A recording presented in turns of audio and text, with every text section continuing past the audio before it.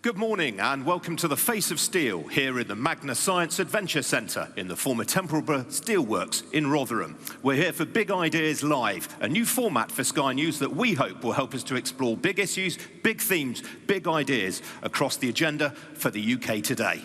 On Ian King Live, we're kicking off our coverage, exploring the challenges facing the economy as we come out of the pandemic. Is Boris Johnson's promise of a high-wage, high-skills economy deliverable? And what would it mean for business?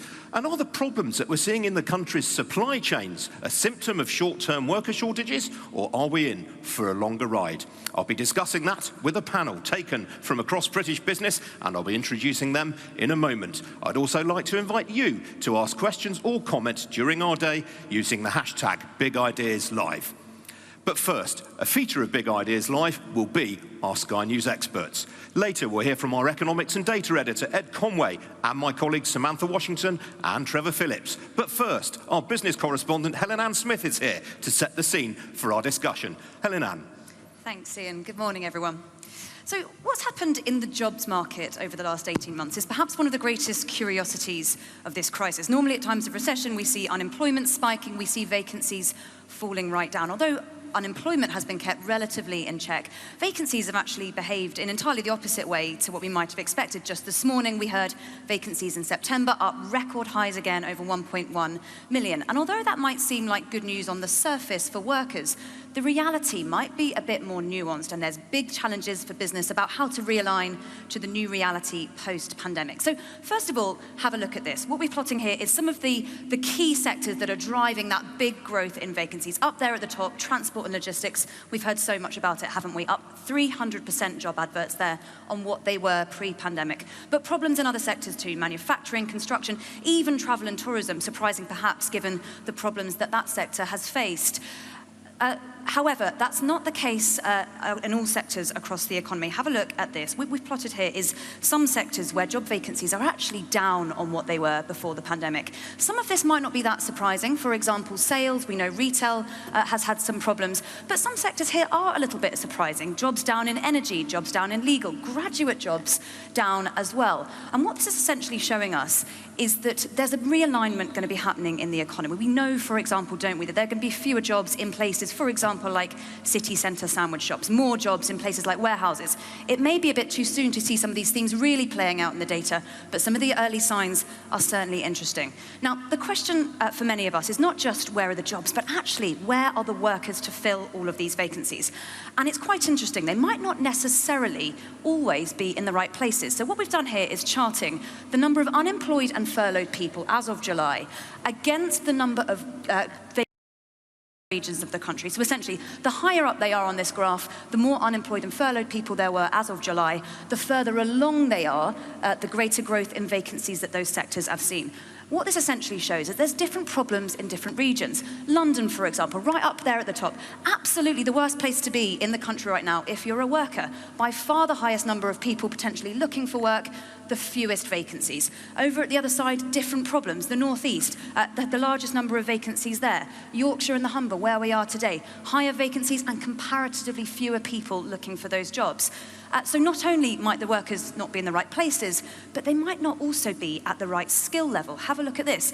There is a slight correlation between the number of vacancies in certain sectors and the average earnings in those sectors. So over at this side, hospitality, many more vacancies, lower pay on average. Over there on the other end, finance. Worth saying anecdotally, transport up there, the big vacancies driver. Anecdotally, we do know that some of the jobs that do exist are in those lower paying driving jobs as opposed to the managerial jobs as well. And look, as we go forward over the coming years and the coming decades, there will be other new challenges for businesses as well. I want to leave you with this. One of the challenges we may all face is automation.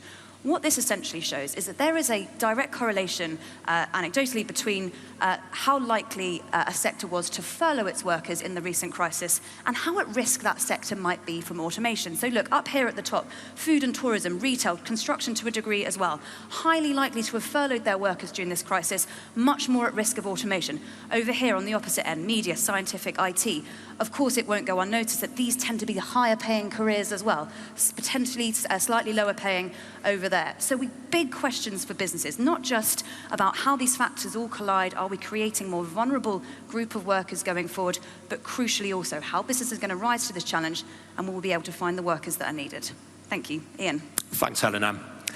Time now to introduce you to my panel of experts. On my far right is Lord Billamoria, the chairman of COBRA, founder of COBRA, and also president of the CBI. On my immediate right, Alvina Malik. She's chief executive and co-founder of 1 Billion Mentors, which pairs young people with mentors in industry.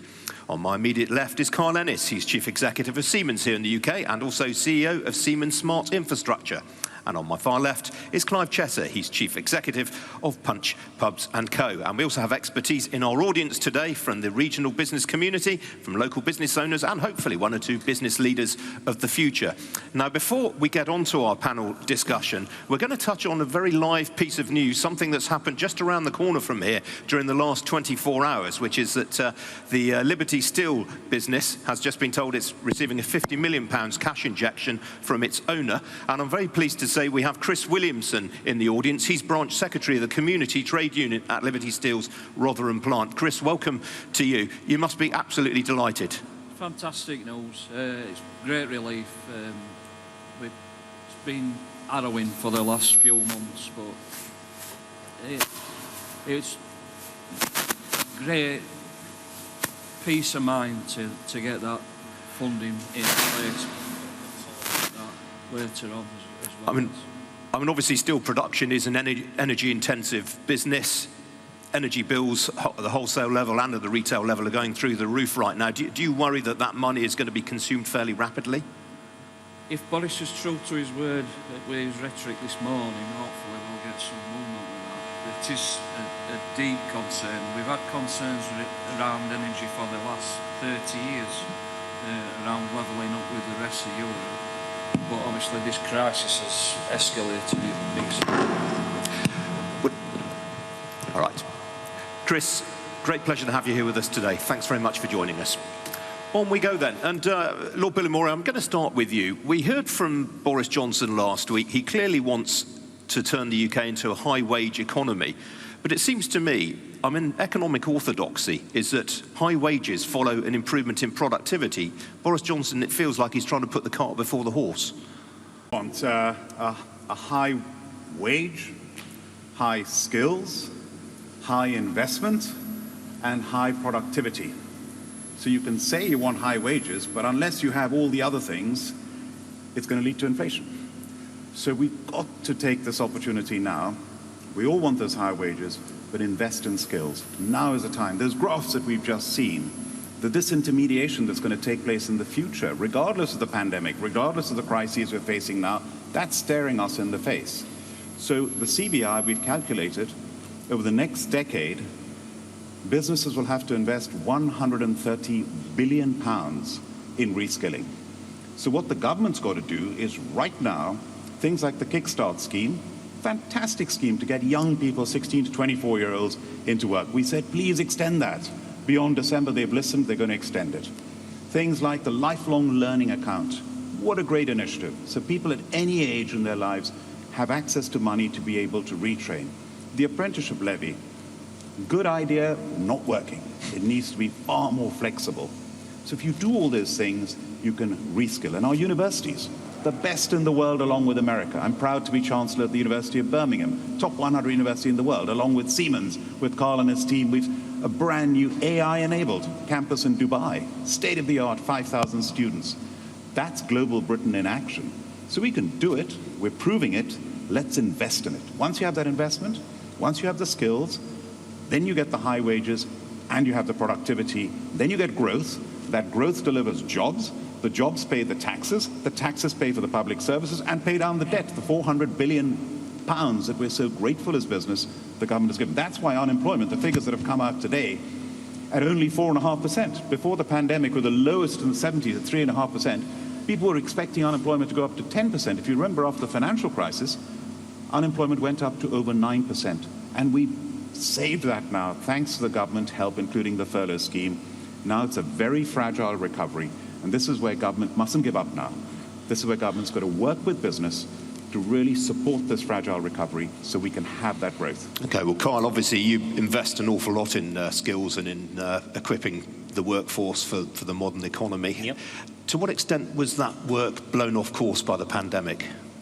So actually we were quite lucky in that much of what we do was for supporting national infrastructure, keeping the trains running, keeping the energy systems up and running, keeping medical equipment running. So actually we were able to employ pretty much throughout. Many people continuing to do what they were doing at the face of work, and a lot of our office people, adopted technology and were able to work from home. So I think we were able to survive that skill topic. If I just pick up on the other topic that Karen, I completely agree with all of that. And one of the ways you address productivity is by deploying technology. And it was really interesting listening to it was Helen-Ann as her introduction. And she talks about risk of automation. And actually that for me speaks volumes, right? There is no risk from automation. There is a risk from not automating, because if we don't, others will. The thing about global Britain is that means we're on a global stage. We have to be competitive globally. And I truly believe if we don't adopt automation, new technologies in all industrial areas, then we will be missing one of the biggest levers to drive that productivity up. That's just the reality. It is quite a terrifying idea, though, Arvin, to a lot of people, isn't it? The thought that they may lose their job to AI, to automation. I mean, how do you sell that to a sceptical public? Well, I think, as Clive was saying, automation is reality and we need to embrace it. And I think there is a huge amount to do in terms of investing in skills. One of the things, Lord Bellamore, that we need to do alongside all of the things that you've outlined is actually invest in our young people and do it differently. Because if we keep doing what we're doing, we're going to get the same result, and we're going to have the disconnect that we have in the labour market right now. What we do at 1 Million Mentors is we provide opportunities for business to connect with local young people, the talent, the abundance of talent that does exist in our communities. And we need to really escalate that and really scale that up and put funding into those connections. Early on, if we can get to young people early on, if we can introduce them to the world of work, if we can expose them to opportunities, guide them, support them, pre-GCSE, to automated jobs, to data, gathering, be comfortable with technology. They are comfortable with digital tools, by the way. Young people aren't fearful of automation, but what they're fearful of is not having the opportunities to go into jobs which are highly skilled, and they're not prepared for that.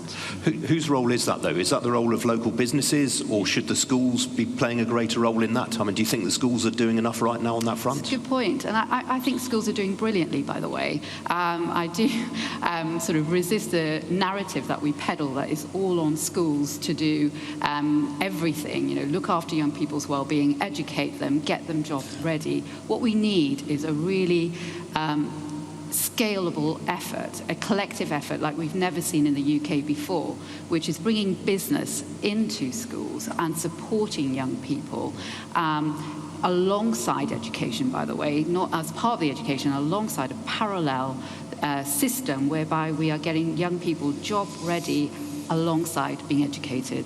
And the way we think that can be done is through personalised one-to-one support, businesses actively engaging and supporting young people through mentoring, coaching and so forth. Okay, Clive, I'm conscious we haven't let you have a chance to speak yet, but before we do, just want to go back to Chris in the audience. If you could share some of your experiences in terms of training and skilling. What's it like at Liberty? It's basically on-the-job training. Obviously we have apprenticeships for engineering side of things, but the production side is more on-the-job training. It's a good level, and we're thorough to ensure that they're competent before we put them obviously into, it's a dangerous environment, of course. Thank you. Well, Clive, obviously your business employs an awful lot of young people. When they join you, are they fit for the world of work? I remember one of this country's best-known chief executives more than a decade ago, massive employer, better not say who it was.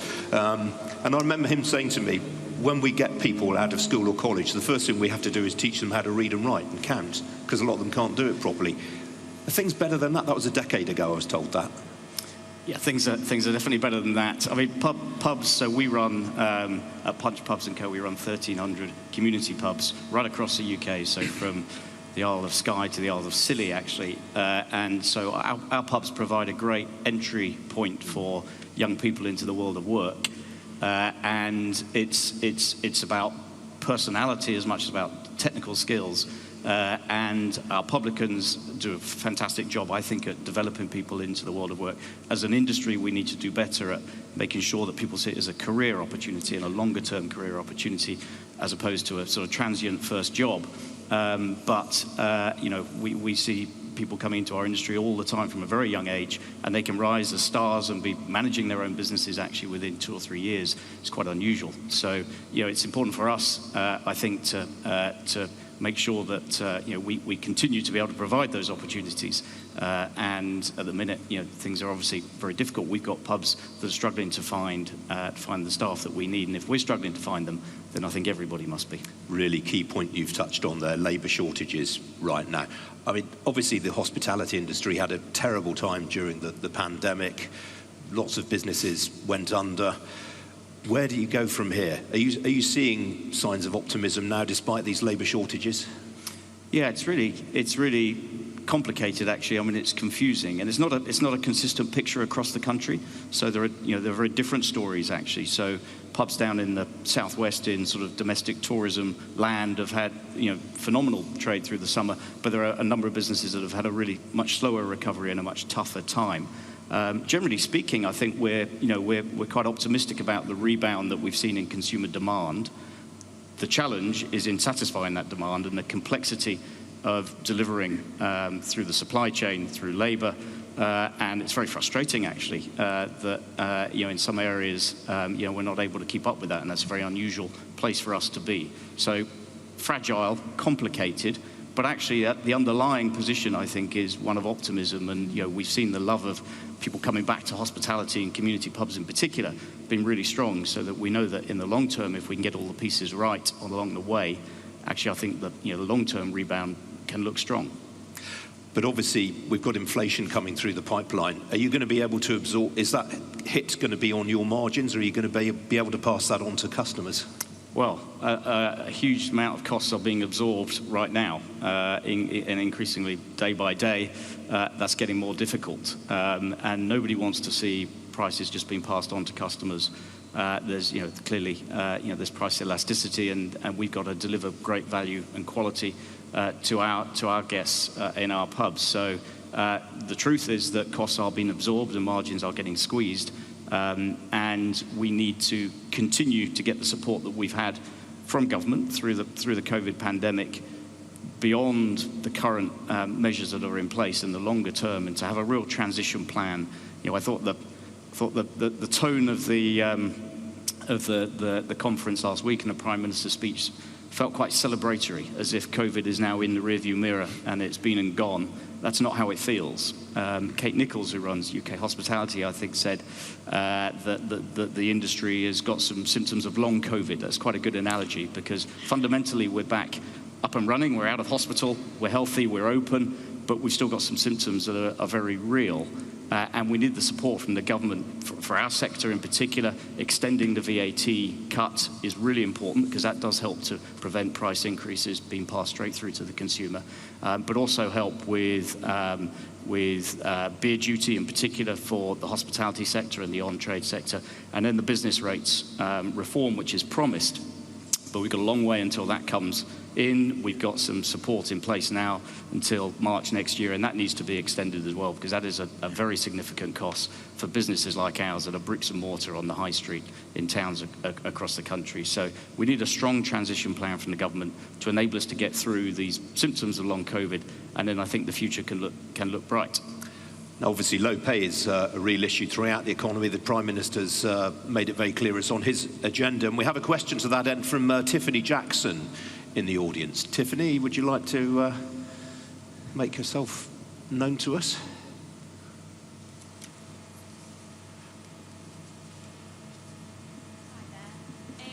My voice in the dialogue around the future of work and learning? And how can businesses help facilitate and support this? Thanks, Tiffany. For those, did you catch that? The question was, how important is it for young people to have a voice in the dialogue around the future of work? I think you're very well placed. Brilliant question. Absolutely integral for young people to be part of that dialogue.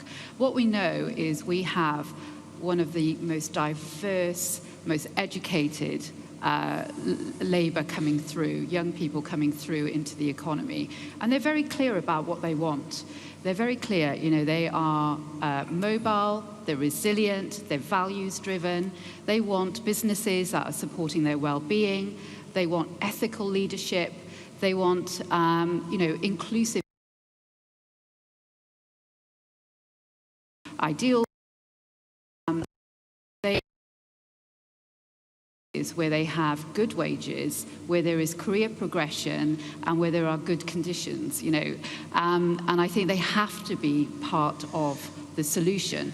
But for me, the onus really is on the employers, you know, to be able to change their culture, change their practices, change their recruitment and hiring practices in order to attract this phenomenal talent that is in the UK. All right, Karen, did you want to jump in? Yes, and it's such an important point, because if you think about this crisis, lots of us, we've all suffered. But young people have suffered so much, whether it's missing out on school, whether it's missing out on university. It's been really, really difficult. And I think we've got to do everything we can to support young people. And as Alvina said, that what matters, all the surveys show the two things that are more important to young people than other things. One, they passionately care about climate change, sustainability, biodiversity, the environment. Really matters. The next thing is diversity and inclusion. It really matters. I'm the first ethnic minority CBI president in its history. And I've launched an initiative called Change the Race Ratio to champion ethnic minority participation across all business. And lots of big companies have signed up to it. Microsoft, EY, Aviva, Siemens, everyone's in it. It's a fantastic initiative. That's the sort of thing we've got to do. And the other thing is, at schools, we've got to get businesses into schools. If survey after survey has shown, if children are exposed to business through visits from business leaders into schools, they are so much more likely to be employable. Secondly, field visits. If children go and visit businesses, visit factories, it has a huge impact on them. I can still remember my field visits from 11 years old when I went to a pencil factory. It has big impact. So I think we've got to put young people, make it a very important priority. All right, Carl, I'm going to come to you in a second, but we have a question on the related issue here from Bob Jeffrey, who's in the audience. Bob, if you'd like to, there he is. Hi, Bob Jeffrey. I'm the president of Sheffield TUC, the local trades council, or the neighbouring trades council. And given the lack of effective employment protections here in the UK, we relatively come near the bottom of the league of OECD countries for employment protection. How important are trade unions in terms of driving up the quality of jobs? Thanks, Bob. Who wants to take that? How important are trade unions in driving the quality of jobs? Well, I'll have a crack at it. I would say that, listen, any mechanism that gives the voice of the employee to the senior levels of the organisation has to be an important element. In Siemens, we have parts of our organisation where they are trade unions are recognised, in others where they're not. And actually it's horses for courses. So I don't think it's the only route for communication.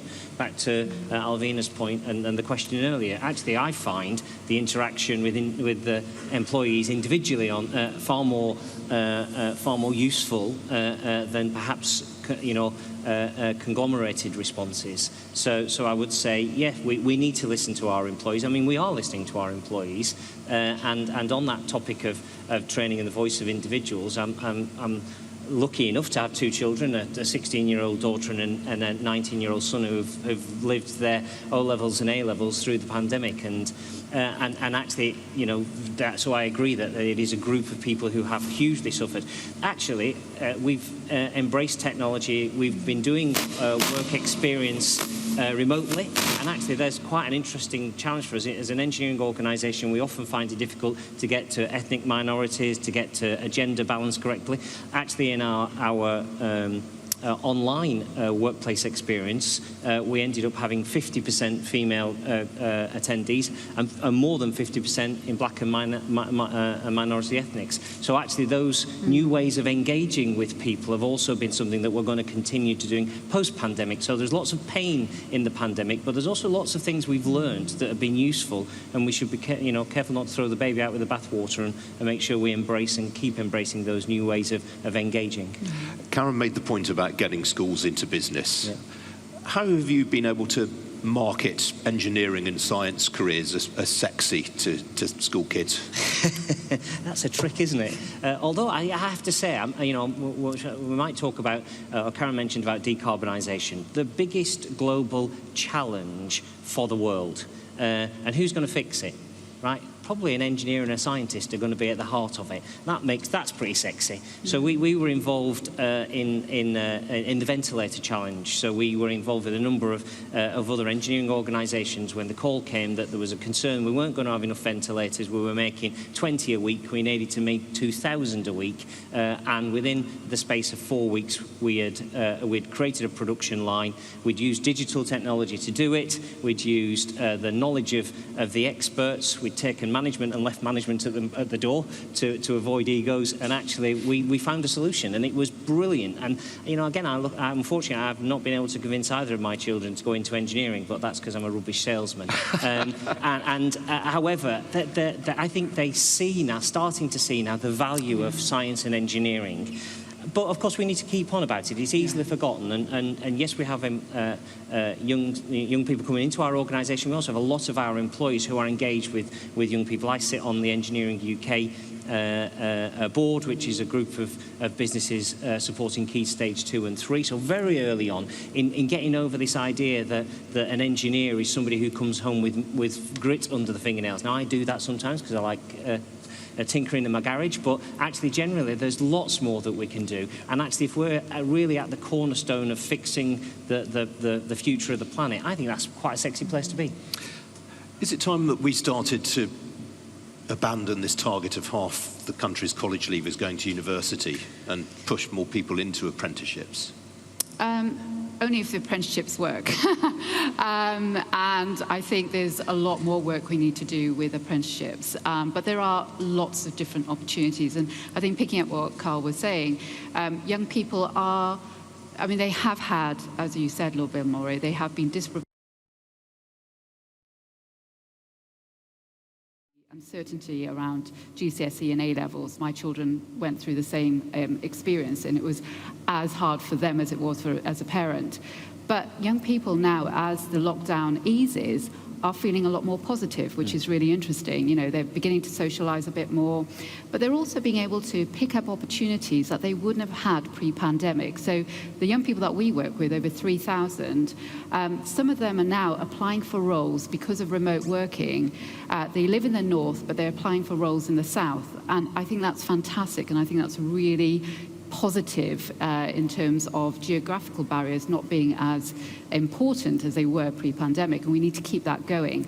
I think young people are beginning to look at opportunities beyond university, and I do think it is important that they do that, because we know what the skills shortage is, we know what future jobs looks like, and therefore it's incumbent on all of us here in this room and across the country to identify and support young people from an early age, pre-GCSE, to find the right career path for them, which doesn't mean university for some.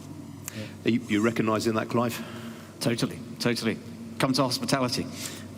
We need you, we want you, and it's a great career path for young people. And then I guess my request to the government in terms of working with us to help unlock some of the blockages is to think about the apprentice scheme, think about the Kickstart scheme through the eyes of small business owners. So our pubs are run by independent operators, and we regularly look at these schemes and say, well, why can we not get more traction?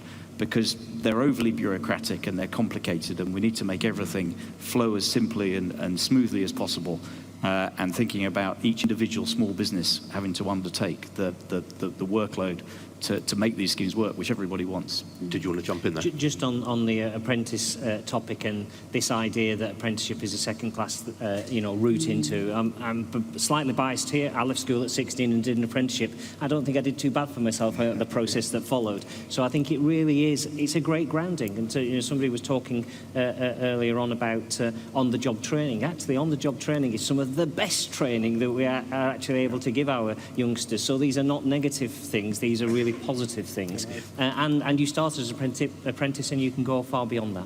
Well, I mean, it's so important. I qualified as a chartered accountant, and you qualify while you're working. I worked at a firm called EY, and it's on-the-job training, and you get a professional qualification. I want to pick up on Bob's point. So important. Throughout this pandemic, my father, I remember, said that the true test of leadership is not in the good times; it's in times of adversity. And this is when business leadership has been really tested.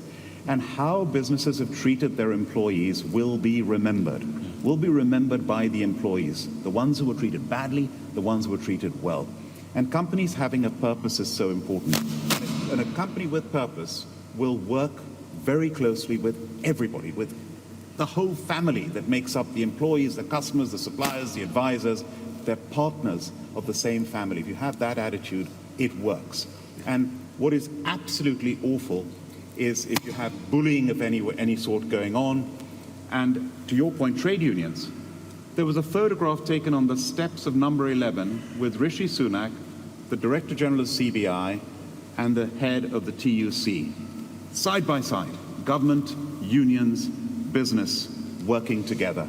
And we helped work the furlough scheme. So much through this pandemic, we've worked closely together, and that's how it should be.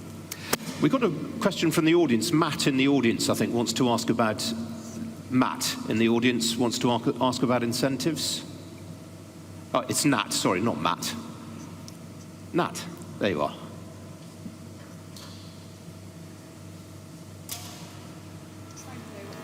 So we saw the data earlier on and it was really interesting, but I think that we can all agree that education and health should be considered as important as our finance sectors.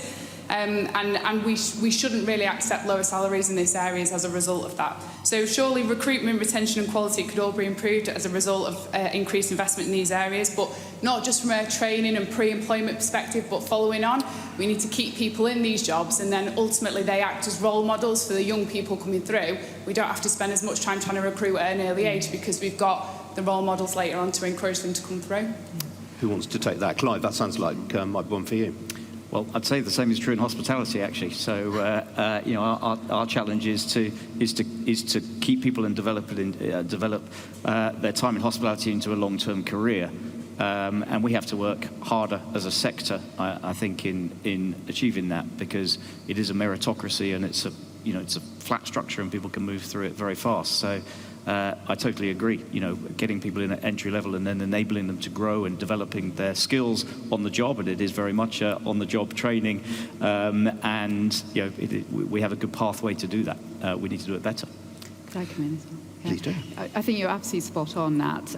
Lifelong learning is incredibly important now. It's not just about entry level, it's throughout, because we know the labour force that's coming through is much more mobile. If we're not going to give them the experience, if we're not going to look after them, if we're not going to ensure that their well-being is priority, then they will leave and will be, the investment is gone. But the point you're making around role models is absolutely important. Relatable people who can support young people in places like Rotherham, where there is generations of worklessness, and say to them, look, we made it, you can make it, this is the way we will support you, and invest and tell those young people that you are important is beyond. I think that's a single thing that will address some of the complexities in our labour market. Mentoring is key. I think the data that you shared at the beginning demonstrates that, doesn't it? We've got role models in tech and these, upcoming innovative careers where individuals are valued as employees, and we're seeing high vacancies and not as much interest in some of the other areas like hospitality and leisure where we haven't got the same amount of role models active. That's right. Well, I think the point you're making is that teachers, people in education, nurses, Do they get paid for what they're really worth? I believe they get way, way underpaid. I mean, do you remember the teachers who changed your life? They change our lives, they make our lives, they save our lives, you know. So I believe that we've got to really encourage people to go into those careers, and you follow your passion, not your pension, and what you really love doing. I mean, solicitors now, American firms in the city are paying newly qualified solicitors. I heard yesterday the extreme is £250,000 to somebody in their early 20s, £125,000. That's the disparity that exists. Yes, I often wonder where I went wrong, really, not pursuing a career in the law. But look, I mean, we're all agreed that education is very, very important. We've got a budget coming up on the 27th of this month. We've had the Institute for Fiscal Studies yesterday, their green budget, and they're making the point that essentially spending on the NHS is crowding out all other areas of public spending, those unprotected areas of government, local government, education, defence, transport, all of those are going to be squeezed. All the money is going to the NHS. Are you comfortable with the way that the NHS almost appears to be a cuckoo in the nest and that all other public spending is being crowded out? Historically, if you look at overall public spending to GDP, we've tried to get to around 40% of GDP. Now, if you look at the figures during the pandemic, I mean, it's gone way over that. Then you say that's in a time of crisis. Then you say you need more spending on health, which we do. Then you say you need more. One of the things the pandemic has really highlighted is social care, that it's been a neglected sector. I was shocked in April last year, went on a major television program, and the news broke that day that patients were being sent back from hospitals into care homes without being tested. I said, how could this be happening? And then it highlighted how social care has been neglected. So it needs more funding, no question about that. So how do we now, looking forward, give the spending that's required, but also increase the tax take to be able to spend it, to pay for it, but also increase the growth? Because if you have an austerity, high tax, that will stifle growth. That will stifle domestic investment. That will stifle inward investment. We're the second largest recipient of inward investment in the world. If you put up taxes too much, if your spending is out of kill, you will not attract that investment. So we've got to be very careful going ahead. There's no question the investment is required. Clive, have you run the numbers? How much is this rise in national insurance next year going to cost you? Painful. But it's not just national insurance. It's the cost increases we're seeing on virtually every line of the P&L. So it's the cumulative impact of that. But in terms of the government investment and where the money goes, I would encourage the government to think of it as investment and not as a cost. So particularly, obviously, my world is embedded in pubs and hospitality. By supporting our sector, that is supporting the regeneration of jobs and local economies in hundreds, thousands of every town and village actually across the UK. We are a good conduit to reinvesting in local communities, creating jobs, investing capital into our buildings, into new businesses, and investing in improving our businesses. And we're still at that stage, at this transition stage, where we need that support to be able to help to stimulate the government, the economy recovery, and the levelling up agenda. We're a brilliant route to achieve that, and all of the costs that we are incurring at the minute are just getting in the way of that. Carl, you must be seeing that as well. Absolutely. I mean, the cost increases have been quite brutal for all sectors. I think it is a difficult challenge for the government as to where they spend the money.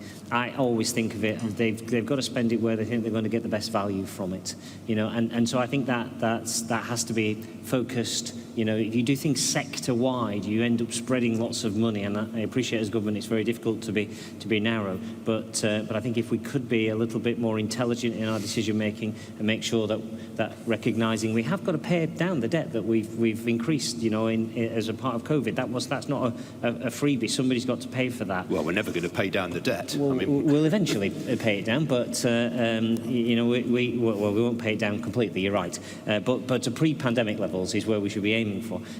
However, I also do think you have to be very careful that it's about growth. It really is about growth, and we need growth in all sectors, not in one or other sector. So this isn't about just engineering or just hospitality or healthcare. It's everywhere, and that's a really difficult challenge to balance. And that's back to this. You attract investment by being productive. Well, I mean, you as a business, you're going to be hit in a few years' time by a big jump in corporation tax. Absolutely. Are you going to get value for money from the government for that, for all these extra taxes that you're going to be paying? Yeah, great question. It's very difficult to tie those taxes into real value for money. So those are coming. I mean, the only other thing I would say is there are some positive things that have been done. The super deduction, which is a way to get large businesses to invest in technology to drive productivity. Now, I think that was a great lever in last year's budget, but it's too short term because that will fall out just as the corporation tax is going up. So I think there are things that the government can do rather than hitting people with a stick, but actually giving them a carrot to invest can often get the same, if not a better outcome. May I just quickly add to that? It's a very important point you made. The super deduction to encourage investment, government can do a lot to incentivize that. Problem is that's going to be taken away at the same time the corporation tax is going up. So our message to government is keep that incentive going. But we as a country underinvest in research and development and innovation. We spend 1.7% of GDP. America, Germany is 2.8%. Israel, 4%. If we spend that extra 1%, that's an extra £20 billion a year.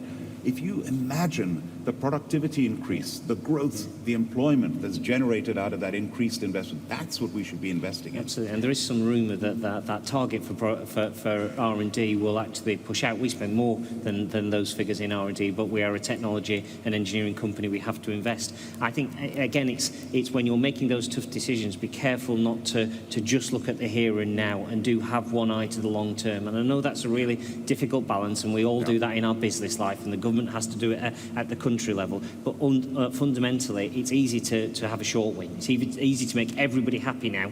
The goal is not about everybody happy now. It's about that long-term journey. We have a question from Phil Miller in the audience. Is Phil here? Good to see you, sir. Yeah. My question is that obviously since COVID and everything, it's pretty tight for money in businesses. And obviously we're looking to get to net zero. What are the chances of the government giving a low-cost loan to help the green infrastructure? Thanks, Phil. Did everyone catch that? Who wants to have a tackle at that? You're champing at the bit, Carl. I'll have a bit of a go of it. And I think low-cost loans. I think what government, first of all, the challenge for decarbonisation for this country is huge. People just don't get the scale of the challenge in front of us. We did a piece of work to just look at the Northwest and said, if you were going to get that to net zero by 2050, you're going to have to invest £200 billion. Okay, that's just one area of the country. Now, on a positive note, that 200 billion is not necessarily have to be public money. In fact, it shouldn't be. And the model we need to look at is offshore wind, where the government set long-term policy. It set some seed funding, so it did provide some incentive for people to invest. And that created a market that then attracted huge amounts of investment, both UK and international investment. And actually, then we saw the price of offshore energy drop. So there's a really good model. So we know how to make decarbonisation work. I would just caveat with a couple of things and said, I think as a country, we've done a lot. So I get the opportunity to speak to my colleagues across the world, and I do think we are leading the charge on decarbonisation. We don't always get it right, but I think we're leading the charge. What we've done so far is about fixing the big centralised stuff like power generation. I think the next things around heat, homes, buildings and transport are all local topics. And I think that is another challenge. And I know your panel this afternoon is around levelling up, but as a lad from Rochdale with most of our facilities based in the north of England, I'm pretty passionate about this topic. And I think there is a role for the regions to take in levelling up. And I've seen that in some regions like Manchester and Liverpool where they've coordinated themselves, and now the government need to devolve more powers to those. There are some regions that are not quite so well coordinated, right? So there are some regions that need to organise themselves to get the benefit from it. And I think if they are able to do that, the transport challenge, the heat challenge, they are local challenges. They will generate local jobs for local people at very good levels. And actually, if we create markets, there is more than enough investment globally to do that. The government need to create stable policy and to provide a little bit of seed funding to get the whole thing started. Thanks, Carl. It's taken us 40 minutes, but we finally had the expression levelling up. Oh, did I say it? For the first time. Bingo. Someone will have a card out there. What do you understand by the term levelling up? Is it just a bit of empty rhetoric, or is there actually something behind it, in your view? I think it's absolutely essential. I think we need to be in a position where every person in this country has the opportunity to access the jobs that are available across the UK.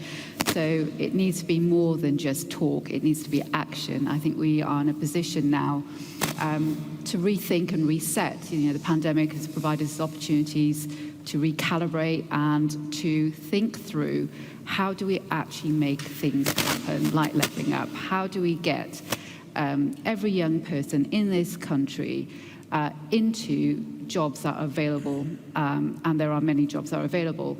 And to do that, it cannot be the situation now that the only way young people can get jobs is through personal connections. It has to be open to every single person. And the way to do that is what we've been talking about today, is about ensuring that business gets into schools alongside education and exposes these young people to work, becomes the trusted adult that identifies career opportunities. And actually, I talk about young people because that's my job, but actually there's a huge amount to do with the over 50s as well. Mentoring should be a sort of tool to enable labour market to become much more fluid. And I think levelling up is essential, really. Really good point there about older workers. I mean, we keep being told by the government that it's desirable for some people to change careers mid-track. But I mean, do you see it in your business, Clive? Do you see people over the age of 50 saying, I've had a Damascene moment and I want to go and pull pints? Coming into the industry at an older age, not so much. Probably something we should be trying to attract, actually. We don't care how old people are or where they come from. We want them to have a personality and a great work ethic and a passion for hospitality. So not particularly. Our issue is that we over-index on younger workers, which is great. We under-index on older workers. So, that's a good idea in a campaign for people of my age and older to come into hospitality. If this goes badly, I might end up doing it again. I used to do it. I used to pull pints on the Red Line in Withington in Manchester. Great pub. Look, we've talked about reskilling. We've talked about some of the supply chain issues that you're facing, labour shortages. The elephant in the room, really, is the economic backdrop, potentially a rise in interest rates around the table. The money markets are pricing in at least a couple by this time next year.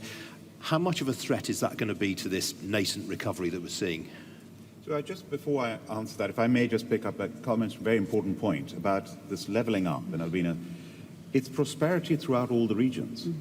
And it should not be at the expense of London. It should be London prospering benefits the whole country, but it's London and the rest of the country. And when it comes to climate change, heat is such a big issue that we don't address. I chaired the Heat Commission. 1/3 of greenhouse gas emissions comes from heat. Half of that comes from buildings. And out of the 29 homes in this country, 29 million homes in this country, only 1 million are up to the standard if we're to reach net zero by 2050. That means upgrading 28 million homes. The cost of that, the jobs that are created to skill and implement that, the body that needs to be created. We've got the National Centre for Decarbonisation of Heat in the West Midlands that could do this throughout the country. It's a huge challenge, and we've got to face it. We've got COP26, the UN Climate Change Conference. This is where Britain can show global leadership on the stage. Well, we're all about big ideas, and I think you've just come up with a big idea for jobs there. And if I can just add, what gives me confidence that how we'll get there and how it will be funded, I have no idea. But what I do know is that I have absolute confidence and excitement about the younger age group, our consumer of tomorrow or today, will demand these things. Yeah. So that they won't be coming into our pubs if they don't meet, you know, the criteria, and and that actually gives me the confidence. From an employee workforce point of view, they won't want to work for us. Our consumers won't want to be coming in. So these changes absolutely will come through. We have to find a way of funding them effectively. Back to this point on interest rates, so guys, how are you going to trade through this? I mean, I think from my perspective, the interest rate is perhaps not a direct challenge, but it impacts markets and it impacts confidence. And anything that does that, and perhaps Karen mentioned before, just how fragile the recovery is, and I will say it really is fragile. We're on a knife edge. I'm ever the optimist, right? I'm convinced we will come out well, but I have to say that any dints to the confidence of public investing on hospitality markets, for example, or major investments in national infrastructure, anything that stops people doing that, and we may find ourselves the positive. It was mentioned the other day that our recovery is the highest in performance of our economy since the recovery of COVID is the highest in G7. That's great. That's a great position, but we need to keep it there. And anything that dents confidence is a worry. To answer your question as well, Geeta Gopinath, the chief economist of the IMF, in May, when I chaired the B7 before the G7, she said, you're going to have a great recovery in this country. You've invested £400 billion to save your economy. You've got a vaccination program that's world leading. You'll have a V-shaped bounce back recovery. What's happened since May and now? All these challenges. You've got taxes going up, you've got the energy crisis, you've got the fuel crisis, you've got inflation. Now the inflation's meant to be temporary, but now there's talk that this inflation, which was meant to be 4.5%, might go up to 6%, 7%. If that inflation persists, the government will have, the Bank will have no option but to put up interest rates. Absolutely. You put up interest rates by 1%, the cost of government borrowing goes up by £26 billion.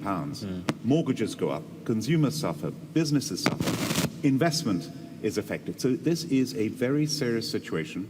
We've got to watch it very carefully. That's why I keep saying to the government, work with business. We've got to try and work through this and generate that growth, generate the jobs, so we can get through this together and have a resilient, sustainable recovery. I mean, Clive, you're in a consumer-facing business. Next year, April next year, everyone in this room possibly, everyone on PAYE, they're going to have the experience of looking at their salary notification and it'll be less than the month before. That's a big thing. That hasn't happened to many people in this country for decades. It's going to have a real impact on consumer psychology, isn't it? Yeah, and people talk about consumer confidence being important in a recovery. Actually, we live in the here and now. I think, pubs are a great litmus test actually for how the country has performed that week. And the disposable income that people have in their pockets, a lot of that goes on their leisure spend and for a lot of people in their community pub. So it's a very real threat to us. It's something that is very much in the here and now, not just for next March and April. And we're absorbing costs left, right, and centre, and so are all our businesses and our customers. It's very real, and that's why we need the support to have a longer-term transition plan to prevent such a lumpy recovery and to try and build a smooth platform from where we are now. Yeah, tough time for you guys. Really, I feel for you. I really do. We're about to come to the conclusion of this, but we've had a lot of interesting points made by our panellists, and certainly one big idea from Karen Villamoria there, for which many thanks. We're now going to hear a little from our data and economics editor, Ed Conway, about what he's going to be talking about in just a few moments. Hi, Ian, and hello, everyone. I mean, such an interesting panel, so many different issues that are kind of vying with each other for our attention at the moment, and hopefully I'll be taking some of those issues and trying to make a bit of sense of them.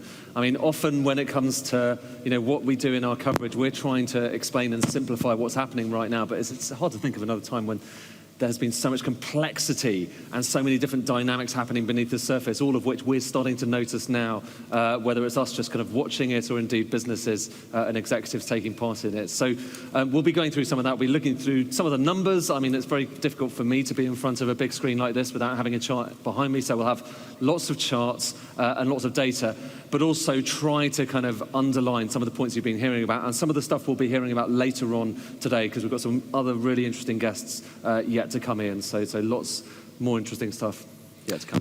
Ed, what do you make of what you've heard about the potential for an interest rate rise? I mean, it's really interesting the extent to which central banks, you know, every time there's been an inflation scare going back to the 1970s or indeed before that, basically they have missed it. You know, conventional economics has failed to forecast inflation ahead of it actually happening. And if you look back at what the Bank of England was saying only earlier on this year, inflation was going to go to maybe 2%. It went way above that. It was going to go to 3%. It went way above that. It's maybe now they think it's going to go to 4%. So, I mean, if you read between the lines, you know, they've been behind the curve a lot, you know, previously. It's not impossible that they might be behind the curve this time around as well. So it's not impossible. No, you know, markets aren't quite there yet, but, you know, there could even be one this year. We'll have to wait and see. And worth pointing out that a lot of central banks around the world are already raising interest rates. Poland just the other day, New Zealand, Sri Lanka. I think the Russians have raised interest rates 5 times this year, so it's happening in some parts of the world. It's happening, and you know, when you look at inflation, it's clear that prices are rising. We're seeing this coming through the pipeline right now. I mean, you know, I'm sure many in the audience and here on the panel will have seen that as well. And just trying to work out, I don't want to give away all of what I'm talking about later, but trying to work out what's coming down the path towards us is, I think, going to be one of the biggest challenges that, you know, we within journalism, but also within business are going to face in the coming years, because, you know, this is going to be a volatile world we're living in at the moment. Ed, thanks for that. Quick word of thanks to our panellists, Clive, Arvina, Karen. Thank you all very much for your contributions. That is it from this special Ian King Live, part of the Big Ideas Live today here on Sky News. You can follow Ed's presentation next by going to our live stream online. And we'll be back on Sky News at 11:30 when the former Governor of the Bank of England, Mark Carney, will be speaking to us about the challenges facing the world and UK economies and the promise of COP26. But that is it for now. Thank you very much indeed.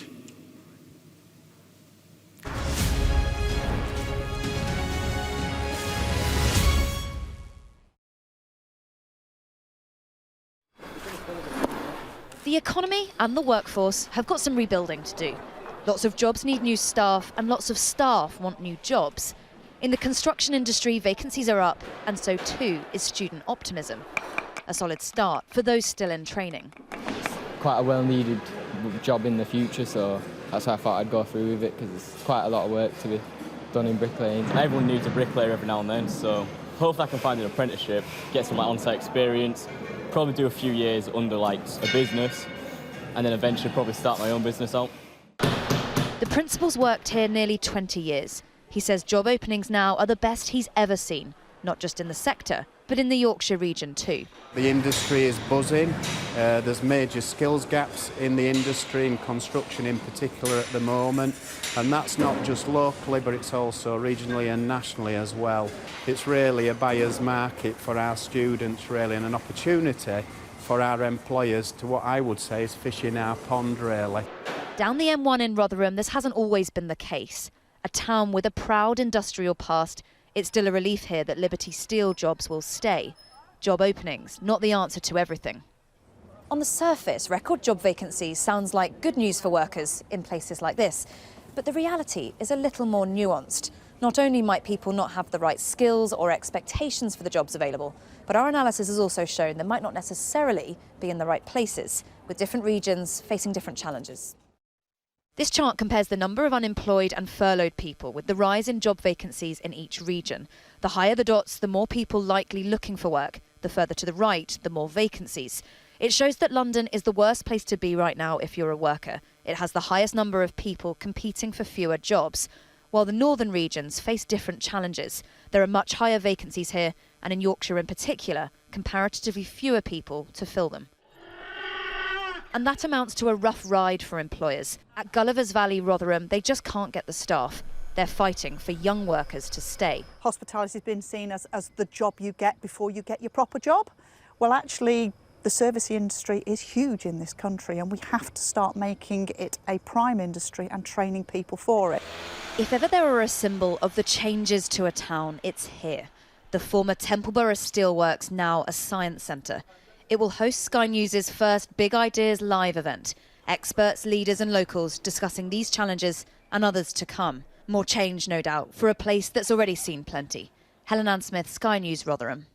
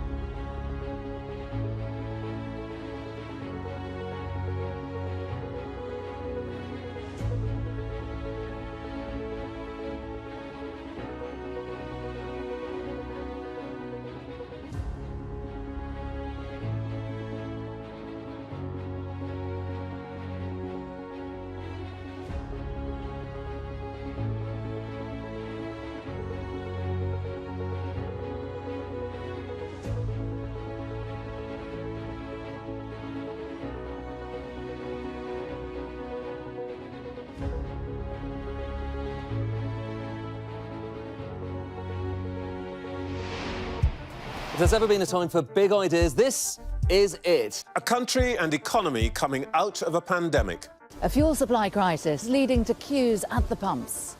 An economy with an unprecedented number of job vacancies, but a shortage of skilled workers to fill them. We're a nation long on talent and ambition, but are too many regions short on opportunity and leadership? As the world prepares for the COP26 climate change conference, how can businesses build back green? And how can new companies challenge them? What secure work will be created once the pandemic has been and gone? In what industries and where? It's a time for big ideas, a time for sharing them. What's my big idea? Well, it's about big numbers and small numbers and what that data tells us about the world we live in now. My big idea, well, we need trillions to invest in the green infrastructure. We need to hit those net zero targets. That's pretty much the size of the global savings glut. So let's talk about how we get that dead cash deployed into the life of our planet, what could be the growth story of the 21st century. And my big idea is this. I'd be abolishing employers' national insurance contributions, not putting them up. If the government wants more people in work, it ought to make hiring them easier to do. Nobody's going to argue against levelling up. But first, let's decide what it actually means. It's time for Big Ideas Live.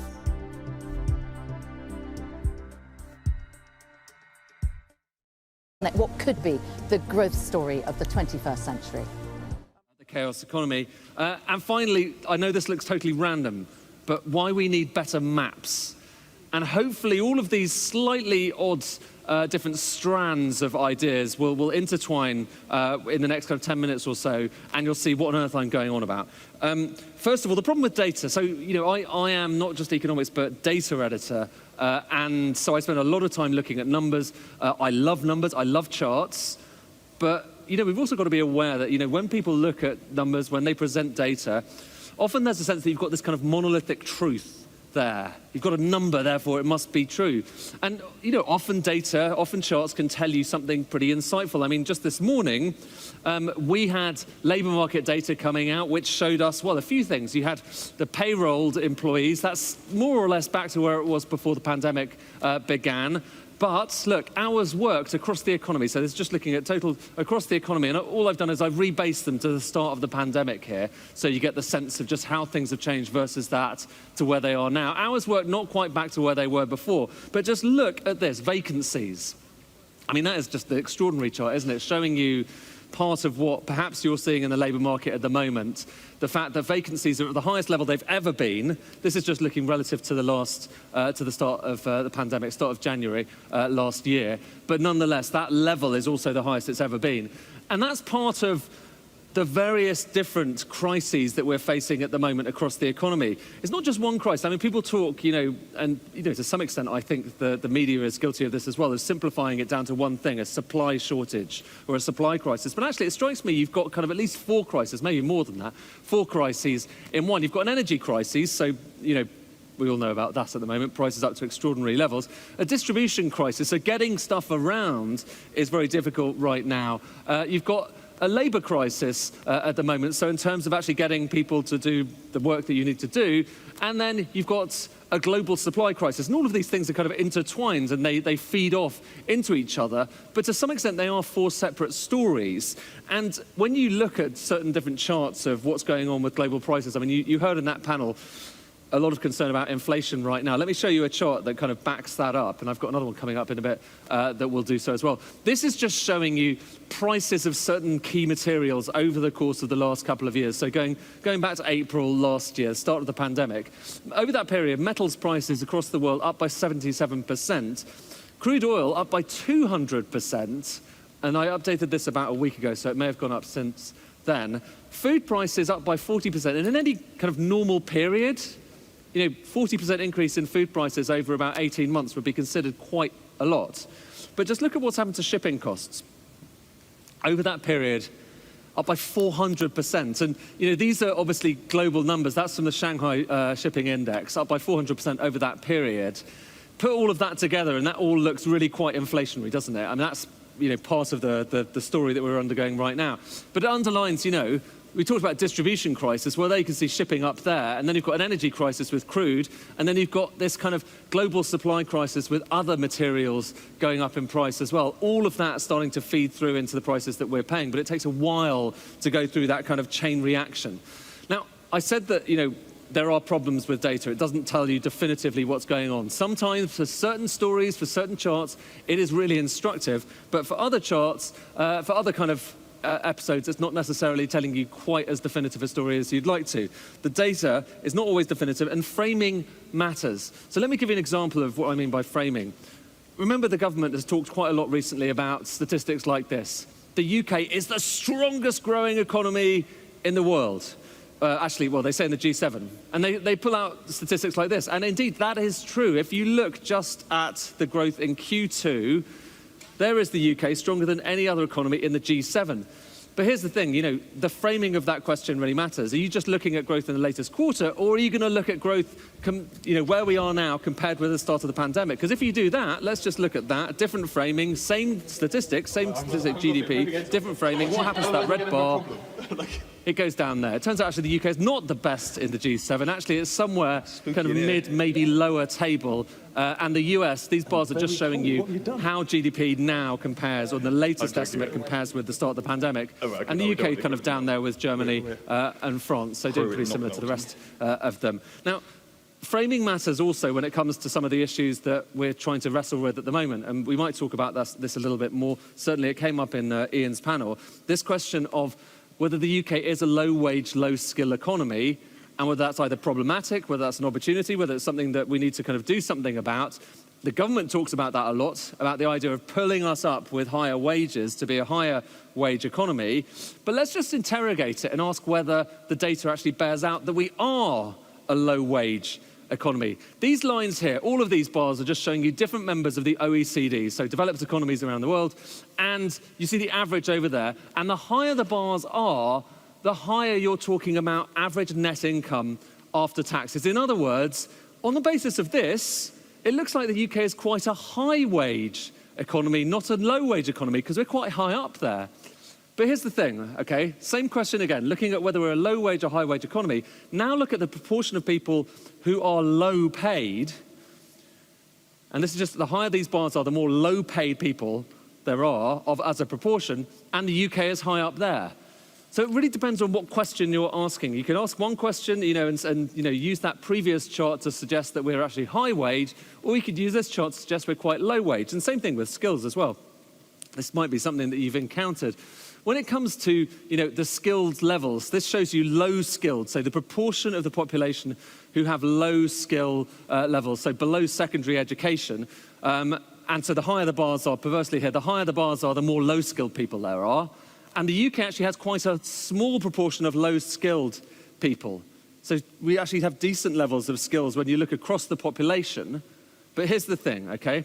The question is whether those skills are appropriate for the job that someone wants to do, aren't they? It's not really particularly useful having a degree in one thing, or indeed a qualification in one thing when you actually want to do another job. And that comes down to a statistic called skills mismatch, the extent to which those skills that you have or your applicant has are appropriate for the job that you want them to fill. The UK has the biggest skills mismatch, or one of the biggest skills mismatch in the developed world. In other words, we have lots of very skilled people, but they're not necessarily skilled in the particular thing that they need to be to get the job that people want them to do. So there, you see it's a much more nuanced issue than I think a lot of people imply. And digging into the data sometimes helps you to understand that. But the other problem with data is that it's not always especially definitive. And I'm going to show you a chart here, actually. And I wonder if you can kind of guess what data we're looking at here. I'll give you a clue. So it starts in 1990, it goes to 2020. As you can see, lots of lines here. A bit of a dip there. But I don't know, can anyone guess what this is? What on earth this statistic is? It's a pretty familiar one for all of us, because this is actually GDP. This is looking at every sector of the economy and their gross domestic product, gross value added. And just to underline that we really are talking about every sector here, we've just rebased it back to 1990. Let me show you some of these sectors. So IT and communications up an extraordinary amount. Soap and detergents. I didn't realize soap and detergents had done so well over the past few decades. Soft drinks up a lot, gambling there. But the point that I'm trying to make is when people talk about GDP, they don't tend to talk about this as a big picture, a very complex picture across 90, 100 different sectors of the economy. They just focus on one line. They focus on that line. And when we're doing a report on GDP, of course, we just talk about this line here. You can see COVID over there.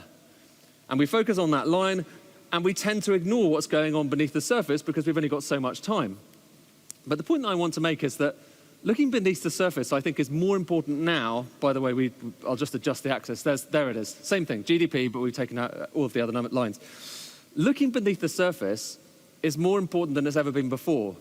And I think we're starting to learn that with these kind of various different crises we're going through right now. And that context is all important. Let me show you what I mean about that. So I'm going to show you GDP going all the way back to 1300. So this is kind of medieval GDP here. And what you can see is that for most of history, for century after century after century after century, it was basically flat. It wasn't doing much at all. People were not necessarily getting any richer, because that's what GDP is ultimately. It's just the amount of income that we're earning across the economy, and then we divide it up by the number of people there. But it just basically wasn't doing anything. And then look what happened after kind of around 1850. It went up and up and up and up.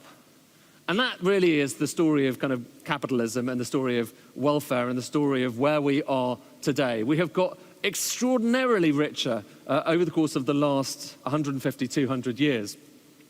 And typically, when people talk about why that is, they'll talk about the Industrial Revolution. So you might talk about the invention of the spinning jenny and mass production of cloth around Manchester and other places. You might talk about the Bessemer process, so very relevant for where we are now, about steel making, or take it back to Abraham Darby. But the reality is, okay, when we look at this line and we just have our kind of pet theories about why it went up like that, often, we have a tendency to simplify. And as I say, I work in a media where we need to try and explain something quickly, and that involves simplification. But the reality is, okay, let's zoom in on that line and think about the other things that were going on at the same time. It wasn't just steel making, it wasn't just the making of cotton, it was also the chemicals revolution. So it wasn't just the industrial revolution, it was a chemicals revolution where you had processes like the LeBlanc process, Solvay process, turning salt into chemicals, saving millions of people's lives by making the world cleaner. We don't talk about this all that much, do we? But it's incredibly important today. You've got the invention of cement. Again, not discussed all that much, but this is the bedrock for the built world that we live in at the moment. And this was all happening at the same kind of period, as was the invention of aluminium. Again, incredibly important, but it was actually relatively late that we discovered how to make aluminium, very energy intensive as well. Nitrogen fixation, feeding the world through the Haber-Bosch process. I mean, we've talked quite a lot about fertilizers recently on the news, more than we usually do, frankly. But this is a key part, again, of civilization as we know it today. And here's the thing. I'm going to go just into the modern era there. 1947 transistors. You also had solar panels around the same kind of time, and lithium-ion batteries in 1985. Here's the thing. We're not talking about a single industrial revolution. We're talking about various different revolutions across all parts of the economy. And here's another thing worth bearing in mind. Every single one of those different revolutions involves the creation, in terms of the processes, whether it's cement, whether it's the chemicals revolution, whether it's lithium-ion batteries, whether it's solar panels, whether it's aluminium, these are all very energy intensive, like incredibly energy intensive processes that also involve the creation of quite a lot of carbon. And one of the things that I think hasn't really been fully appreciated when we talk about, climate change is that we need to reconsider how to reimagine a lot of these different revolutions that we've achieved over the course of the past 200 years. And it's such a big deal. It's such a big deal. And we need to talk about it a little bit more. So let me get to that final point that I made about why we need better maps and what on earth I was talking about there. So I want to try and clarify that. We do a lot of talking, both in Sky News and in the world of economics, about these things, lines. Lines that show you whether GDP is going up, you saw one a moment ago, lines that show you whether inflation is going up, lines that show you whether people are getting richer. But I think, this is by the way, is by a guy called John Playfair. It's one of the earliest examples of charts. And I love it, they're so beautiful. But we need to do a bit less of that and a bit more of this. We don't talk about maps enough when it comes to economics. And what do I mean by maps? We need better maps. What do I mean by maps here? Well, think about what we might be facing here. See, it's not the kind of map you were expecting, was it? The threat of a potential bacon shortage in the UK. What is the map behind that? Well, there is a kind of chain reaction, isn't there, that's led to this potential bacon shortage. Partly there's the kind of labour thing we talked about a moment ago when it comes to kind of getting enough people to work within agriculture. But partly it's also this, the CO2 shortage. So not enough CO2. And why do we have not enough CO2? It's because fertilizer plants shut down. And why do fertilizer plants shut down? It's because of record energy prices. And why do we have record energy prices? Well, it's because of a whole range of factors. Not as much gas coming from Russia. You have problems with the amount of gas that we're storing here. But also on top of that, on the other side of the world, in China, you've got coal mines being shut down and some of them being flooded recently.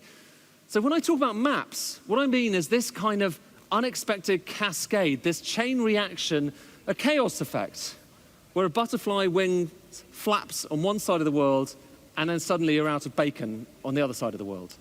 Coal mines shut down, chain reaction all the way through. We don't understand that stuff very well, and certainly within the world of economics. But the reason that I think it's quite significant that we're here talking to you is that we want to try and understand it better. And I think it's businesses around the country that work within these supply chains that understand this stuff more intimately, certainly more intimately than the government, for whom this came as an enormous surprise, and more intimately than most of us. Let me give you one other example of another kind of chain reaction. Same thing again. Chinese coal mine shutdowns.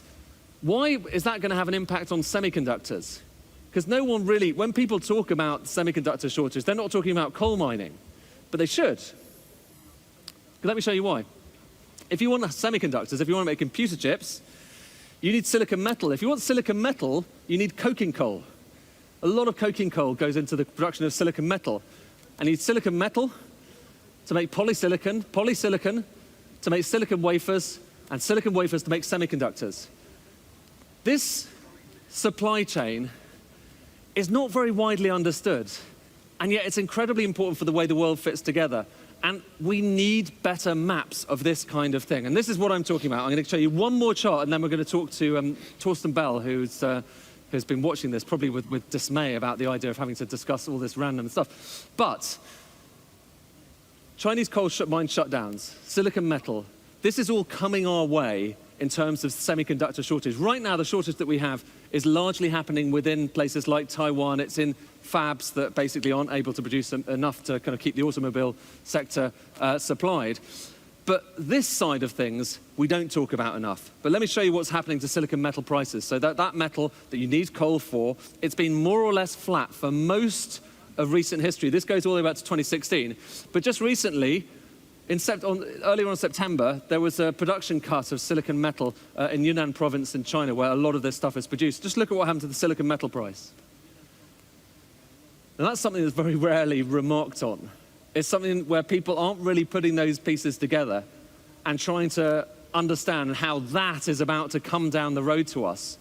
But when we talk about inflation, when we talk about the state of the economy, this is the kind of thing that we should be discussing. So with that in mind, I mean, we have a whole range of different things we've discussed there. We've discussed the state of the UK labour market. We've discussed the extent to which we have shortages. We've discussed what happens within supply chains and whether we have a good understanding of them. I want to bring in Torsten Bell from the Resolution Foundation, who should be down the line from Westminster, who I hope has been listening to some of that. And I, probably with some trepidation, I want to start actually, Torsten, by asking you about that question of the labour market, the question of whether we do have a kind of low-wage, low-skill economy, and kind of where we are on that particular path.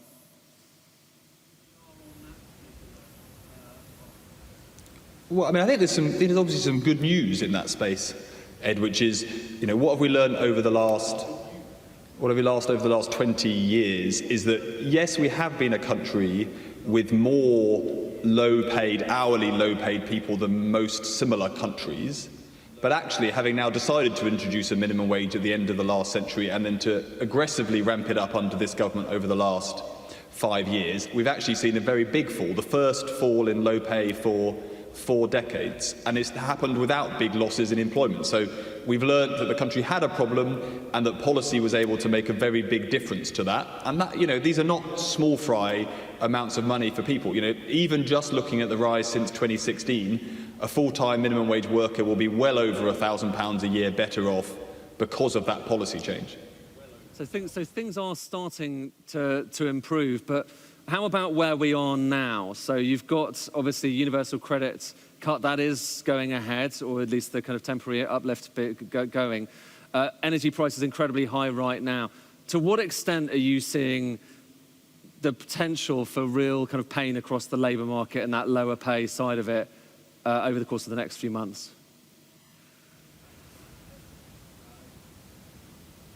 Well, I think the whole country is set for a difficult autumn on the cost of living side. Everyone will know seeing their prices going up faster than they are used to, and obviously energy prices, partly reflecting some of what you were saying earlier, Ed, are obviously the poster boys for the cost of living crunch that is coming. Big rise just happened last week on energy prices, and another one coming in April.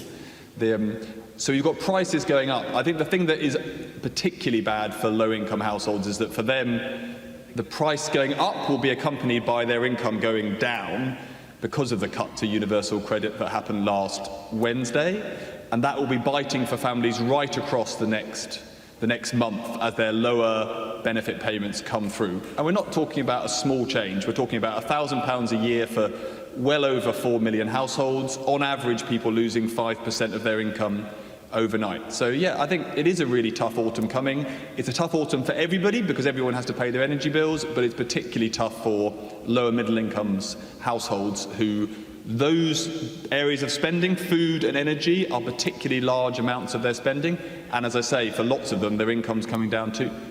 And so, since you had to sit through, like our excellent audience here had to sit through my slightly random set of charts about supply chains, about energy, about all of these different factors, I just wanted to get your take on that. I mean, you know, we're living in a world now where these things seem to be cropping up quite a lot.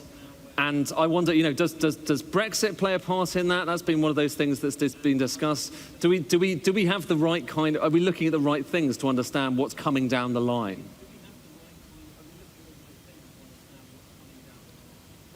You know, I thought your economic and science history lesson was actually really valuable because one of the things I think that we need to just understand is that modern economies are very complex, okay? And in general, we have spent the last kind of 40, 50 years moving away from the idea of planning our economy, moving away from the idea that the government does understand those supply chains that you were drawing out, and moving towards a liberal view, which is the job of government is to provide stability, and then we should leave individuals and firms to make those supply chains work well, because trying to plan them is beyond what is possible from sitting with a spreadsheet in Westminster. And in general, obviously, that's true, because as you illustrated, Ed, there's lots of complex interactions in supply chains that economists aren't going to understand. And you don't have to be very liberal to think that it's beyond the wit of a central planner to get it right when it's guessing what the future looks like. So in general, that's true. Where that becomes difficult is when big shocks happen, when big change happens. And you saw that in the financial crisis when everybody who previously loved financial innovation and complex financial products suddenly decided that those products were a real risk to the financial stability of the country and that we didn't well understand them. And the version of that this time is that not understanding our industrial supply chains in particular is proving very difficult when we've been through 2 years of turning our economy off and turning it back on again. And that is then causing us a whole world of problems, which you illustrated very neatly. Obviously, the UK is unusual in that the economic change we're going through is the ones that other big developed countries are going through, which is net zero plus COVID. And we are adding to that the big change that Brexit brings. And I think stepping back and thinking about the 2020s, I think it is really important to think about it in the way you set out, because this is not just, oh, can we please get back to some kind of vague normal after these crises. It's about recognizing that the 2020s is an era of unusual economic change as Brexit, COVID, net zero all happen at once. And that does bring new economic challenges, understanding changes to these supply chains, understanding how some kinds of workers are going to be asked to make bigger changes in their lives than we're used to. Because I know everyone says, oh, you know, change has been speeding up for decades. That actually isn't true. It's actually, we've been seeing less change in most aspects of our economy over recent decades. And I think that's why the next decade is a particularly big challenge for us, because a lot of change is coming. Thank you. Okay, that's fascinating, Torsten, and glad to hear that I wasn't talking total rot there. The audience here will be very reassured to get your expert take on that. And thank you very much for appearing at Big Ideas Live. Thank you, Torsten Bell from the Resolution Foundation there from London. Now, I just want to finish off by saying that, you know, as Torsten was saying, understanding this stuff is going to be really important for all of us. We are, you know, at the forefront of trying to explain this stuff.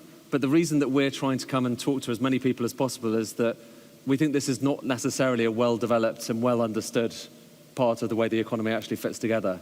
And genuinely, the government doesn't either. I know people within Number 10, within the Treasury, who are only beginning now to try to piece together those maps I was talking about right then.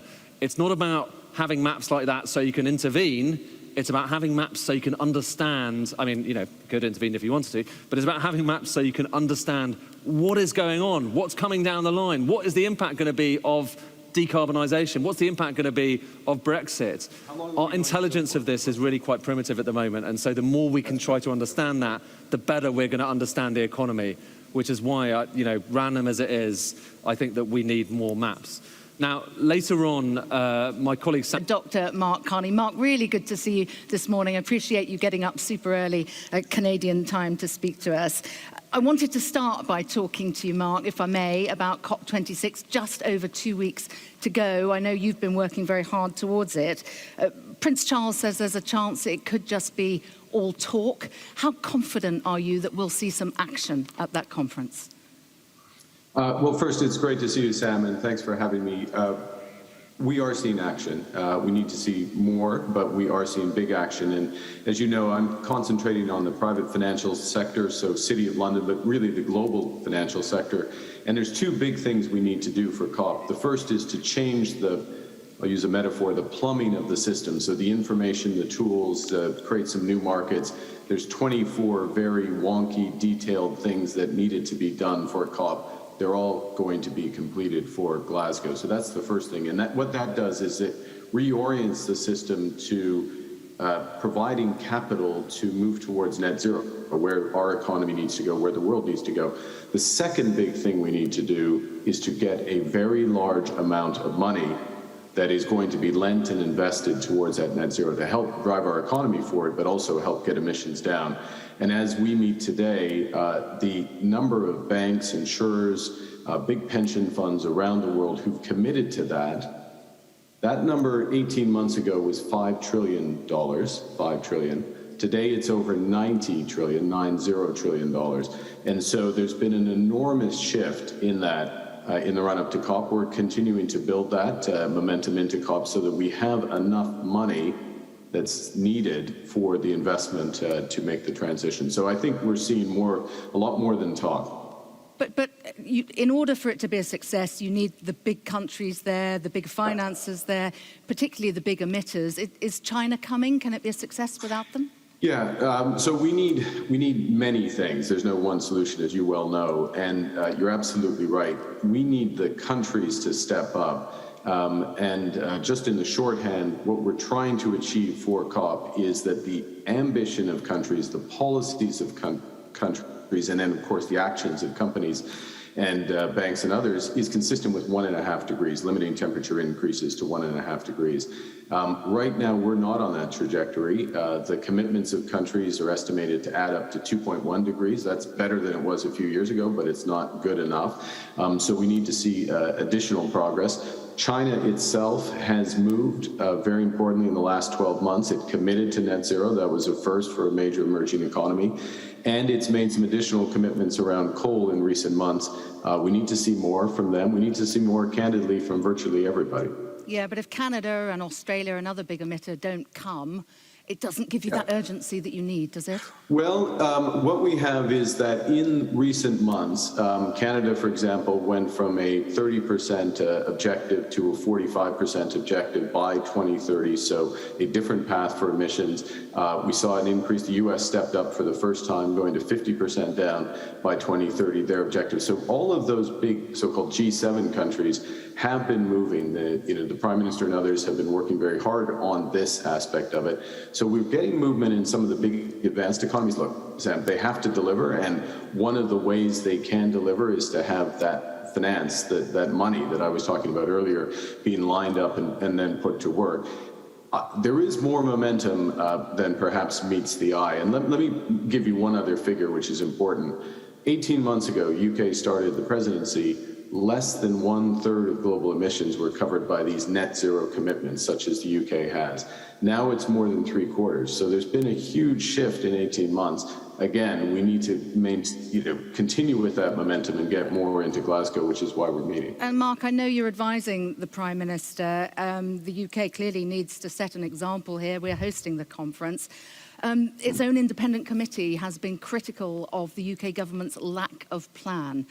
Are you aware of a detailed UK government plan to get us to net zero? Well, first thing to say, and I have the opportunity to see approaches around the world, given my role. And the UK's overall approach is absolutely the right one in the following respects. One, it has a very clear objective. Secondly, it has, as you say, an independent committee which assesses how good our policies are relative to that objective. And what that committee, the Climate Change Committee, is saying is that there's a gap between what we're saying is our objective and where the policies are. And it's identifying the size of that gap. Now, that's okay in the sense of there are always other budgets, there's always additional plans, and there's additional things being put in place.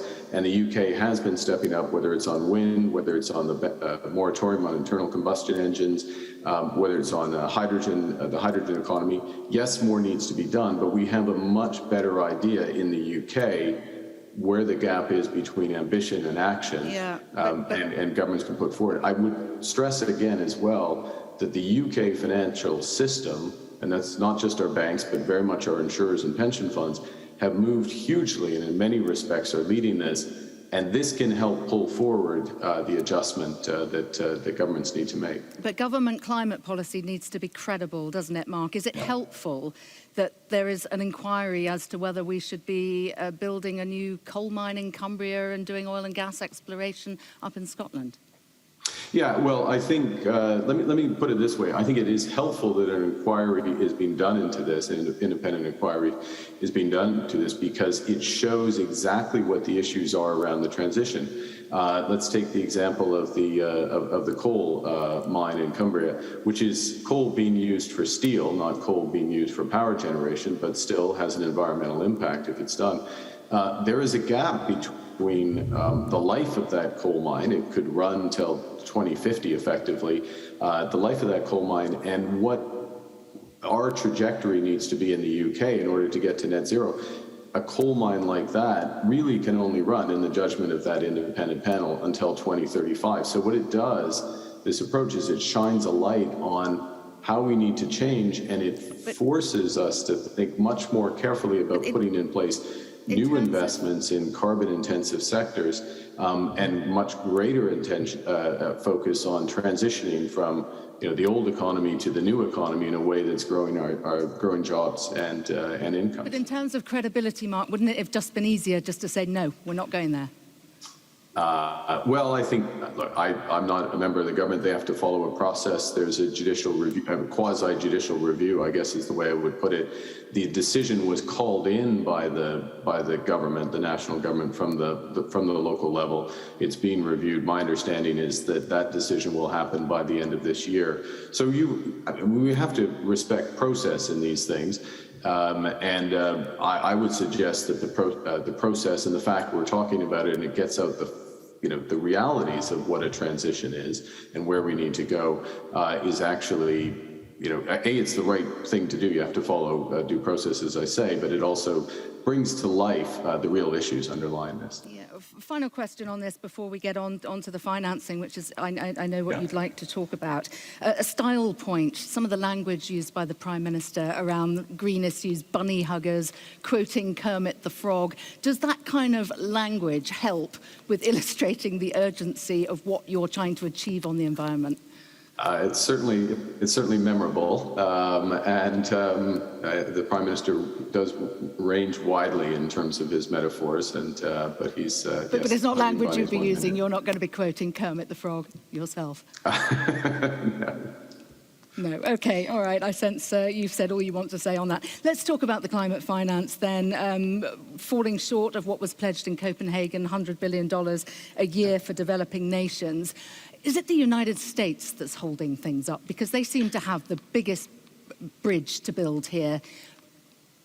Yeah. So the first thing to say is, for anyone coming to this new or not following it day to day, the numbers are absolutely enormous. So what you're asking about is, as you know, $100 billion a year. This was a pledge of the rich countries basically to help the poorer countries, developing economies, with the transition. It was made 10 years ago in Copenhagen, and we haven't met it yet. And it's one of the key objectives for the UK for Glasgow, for COP, is to get to that number. Now, 2 weeks ago, there was the meeting of the UN General Assembly. Prime Minister was there. Actually, the U.S. stepped up. They doubled their commitment to over 11 billion. I think it's 11.4 billion dollars.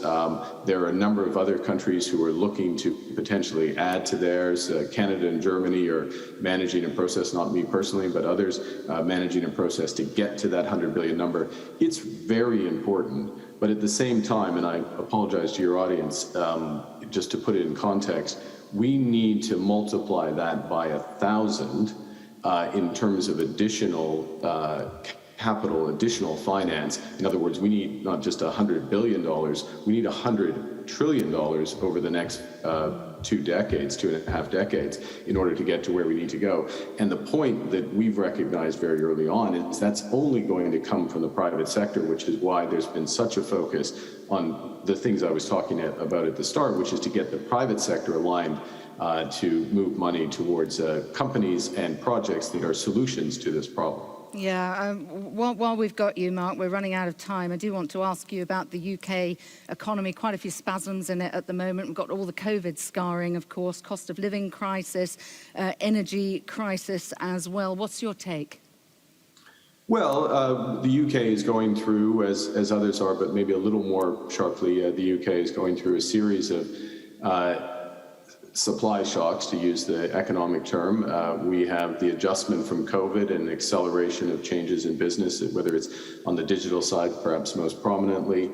We have the big move in energy prices, which we're seeing elsewhere, but more so in the UK, which brings its own impact.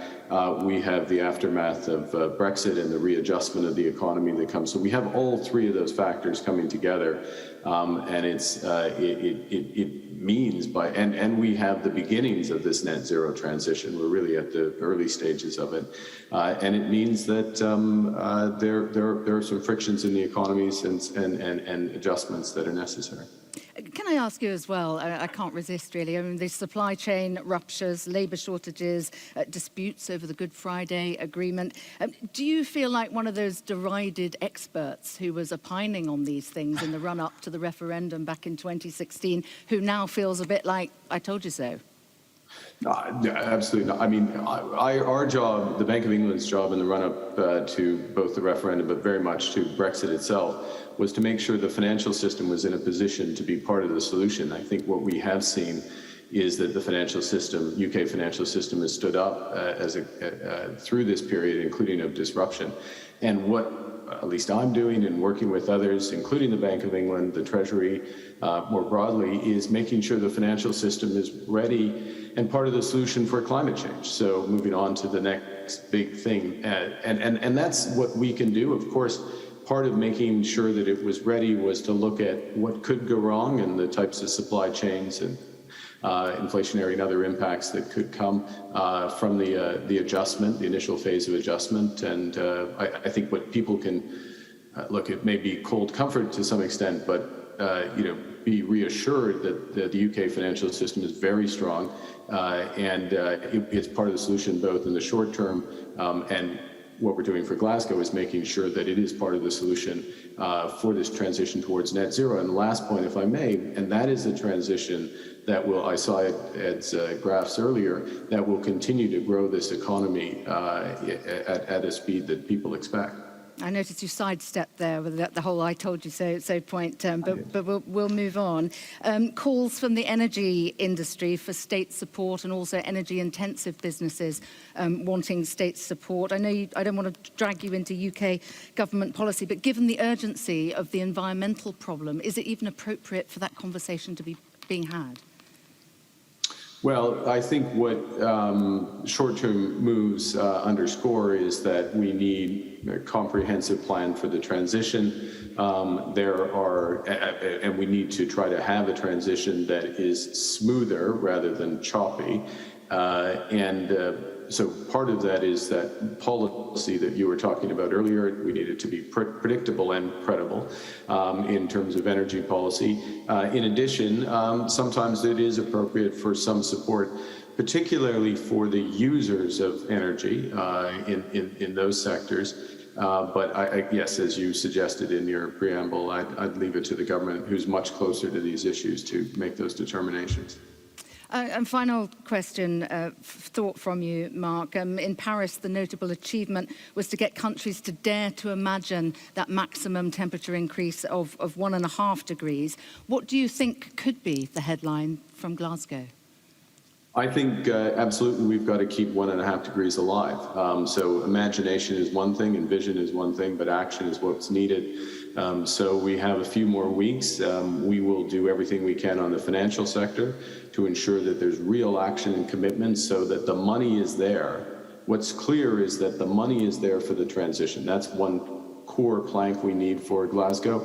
The second is that countries step up, not just with ambition, but with policy that meets that ambition. I said final question. I do have one more for you. I mean, you talk about the green recovery, inclusive growth, the multiplier effect kicking in.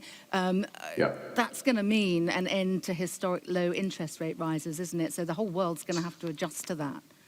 Well, a couple of things. One is that we have been in a very difficult place for the last decade, since the financial crisis, with exceptionally low interest rates in order to keep our economy going effectively. It's been the right policy, but it's not a desirable place to be. And the only way to move out of that is to have bigger structural changes and very positive ones, which mean a lot of investment.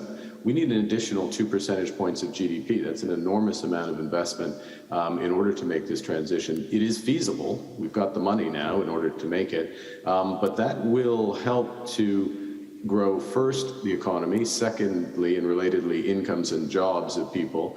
And in that positive environment, then it would be appropriate to have higher interest rates to keep the economy going, all else equal. But that's this is good news. And by the way, it's good news for savers. It's good news for a lot of people. But it is not being punished by higher interest rates. It's a consequence of positive outcomes. So yes, I hope we get there. We've got some more work to do until we do, though. All right, it's been fascinating talking to you this morning, Mark. Again, thank you for getting up early to speak to us. We look forward to seeing you in Glasgow at COP26 and wishing you all the best of luck with it. Thank you very much indeed. Dr. Mark Carney there for you. Back over to you, Adam, in Osterley. Well, with our Sky News team. There's been a lot to take on board, hasn't there, today? We've been hearing a lot about the economy, the various pressures on it at the moment, the jobs market, how to get higher wage work back into the economy as well. We also heard the former Bank of England governor's view of the current state of the economy and talking about some particular cost pressures that are particular to the UK. Importantly as well, we got on to the green agenda and what he's hoping to get out of COP26. Of course, time for that very much running out to get those pledges through the door. We need to be talking about that with our panel as part of our next big idea. As the world comes out of the pandemic, we need to be thinking about how businesses build back green and also how they build back their balance sheets as well, and the inevitable tensions between those two. We'll be talking about what the government can be doing, what it is doing, what it should be doing, all of that. And I'll be discussing all of that with my panel who kindly assembled here for us this afternoon. But first, our business correspondent, Helen-Ann Smith, I'd like to welcome her back onto the stage because she is going to set the scene ahead of our discussion. Helen-Ann. Thank you, Sam. Afternoon, everyone. So it is now pretty well established and pretty well agreed upon that cutting emissions is in theory the right thing to do. What's a lot less clear is not just how we do it, but crucially who should be doing what, and importantly as well, how exactly are we going to pay for it? So first of all, let's just take a look at where we're at. Post this big economic recession we've had, this huge shock to the economy. Has it left us with emissions that are higher or lower than what they were before the pandemic? Well, the answer is so-so. As you can see there, the pink line is the UK average. So the average emissions were ever so slightly below what they were, that 100% line in 2019. And we've plotted on a couple of key sectors there. And as you can see, the general story is that, yes, there were a bit of fluctuations, particularly there in the spring when we came out of lockdown, the economy all reopening. But things were sort of roughly what they were. The key outlier and exception, as you can see in the orange there, aviation. Emissions in that sector significantly down, but of course we all know that wasn't necessarily by design, but because of the restrictions that sector was labouring under. Now, a lot of people said that as we were pumping billions into the economies, different countries doing that to recover from the pandemic, this would have been a really good excuse, a really good opportunity to invest in more green. And did countries do that? Did they use this opportunity to make their recovery spending green spending? So essentially what we've done along the bottom line here is the percentage of COVID recovery spending in different countries that was green spending. Up on this axis here, essentially the proportion of a country's GDP that the spending was. And as you can see, there are a couple of countries, Belgium, Canada, who really did prioritise green spending as part of their recoveries. But the larger economies, particularly those as well who were very hard hit by the pandemic, not so much. And essentially, I think what this is showing us is that when chips were down, when times were hard, it is difficult to prioritise this type of spending. And perhaps that's not hugely surprising because we know this stuff is expensive. We know it is really, really difficult. And I want to just show you this, just to give a bit of an insight about just how difficult and just how expensive it might be. This is the UK's sort of domestic carbon emissions going back to 1990. As you can see, they're going down. We know that the targets are to hit net zero by 2050. But just look at this. When we add in the emissions that comes just from the import of goods, so that part of domestic trade, hugely higher, probably hugely harder to bring down. And we have to ask ourselves, after a summer of supply chain problems, the importance that we're placing on global trade right now, are we going to have the stomach to really radically overhaul that system, and how are we going to do it? It's going to be very, very difficult indeed. So who is doing what? Well, what this is showing you is the percentage of companies, cities, states and regions and countries who have actually made net zero promises so far. So 61% of countries have made some sort of net zero promise. But look, companies, only 21% of the 2,000 largest companies in the world have made a net zero pledge at all. However, when you look at the quality of the net zero pledges that have been made by countries and companies, slightly different story. This big chunk in the yellow here from the countries essentially shows us that of those net zero promises that have been made, a lot of them are just at that stage of proposal or discussion. However, companies, when they have made a zero promise, much more likely to be in the purple there, in policy document, in strategy, essentially a sense that if a net zero promise is made by a company, it's being taken a little bit more seriously. Worth just pointing out that orange bit there, companies have actually achieved more of their net zero promises as well, but still at pretty low levels. So huge problems, huge challenges, not just in terms of what to do, but how to prioritise it. And very crucially, as I said as well, who's going to pay for it? Sam, thank you. Isn't it, Helen-Ann? Thank you. As I was saying, to discuss what companies and government, we can see what they've pledged and what they're actually doing, can do to promote green growth. I'm now joined by 4 people around here with direct experience of policy and indeed in practice in the area. We have Ash Amiramadi, the Managing Director of Arla Foods UK. Welcome to you. We have Diane Gilpin, Chief Executive and Co-Founder of Smart Green Shipping Alliance. Welcome to you as well. We also have Lindy Stone from Friends of the Earth, the Sheffield coordination for Friends of the Earth there. And we have Vicky Price, an economist and former joint head of the UK's Government Economic Service. So thank you very much for all giving up your time to join this discussion here with us all in Rotherham. I want to start by asking you what your perception of the UK economy is. I mean, it feels a bit like it's at a fulcrum moment as hopefully we emerge from the pandemic. We have green issues very pressing and a number of short-term issues as well. We were hearing about Mark Carney's perspective on it all earlier. If I could start with our business owners, Ash, to you first, because some of these short-term issues, I'd imagine, are things that are impinging quite a lot on the way that you normally do business. If you could just give us your broader perspective on the economy and the state of your business as you try and navigate through that. So we're a food business, and of course, like other food businesses, have been navigating the pandemic, making sure that food flows to consumers, and there's been a number of disruptions all the way through. I guess the disruptions that we're working with at the moment is a shortage of labour, particularly driver labour. That's an industry-wide problem. And just simply being able to get the product from our factories to the supermarkets is a real challenge. What sort of size labour shortage are we talking with your So business? we are very mechanised when it comes to our production of milk and dairy products in the factories, but we need drivers to take that to the shops. And on average, we're delivering to about 2,300 shops a day. And we're regularly not able to deliver to about 10% of our shops. So that gives you a bit of an idea of type of shortage that we're dealing with, and this is a very kind of everyday item. So when shops don't have milk, that tends to sort of cause concern, and therefore the type of issues that we're facing as a business at the moment tend to be more operational, stability type issues, and I guess at the same time we're making sure that we still have that longer look on how we develop our business in the UK. So whether that's capital investments to bring more production, handle the production of our farmers, but also make the necessary investments in becoming more climate friendly, which I'm sure we'll talk about more as the panel develops. Yeah, of course, many things to discuss. I just want to come back to you on one thing in terms of investing in the various aspects of your business. And do you have the confidence to be doing that at the moment? Because the economy, it feels like it could go any which way, doesn't it, at the moment?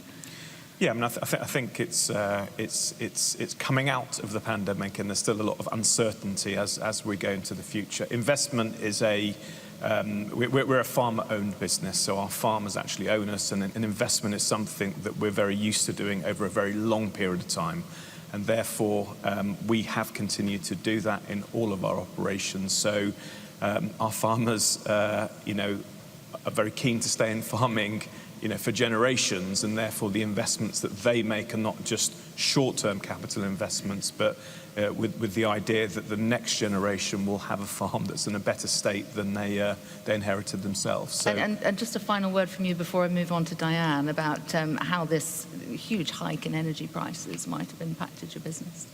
It's impacted all aspects of our business, and energy is clearly one of the key cost drivers, but labour is another one. We're a food company, so packaging rises as well. So inflation would be one of the key issues that we're navigating as a business.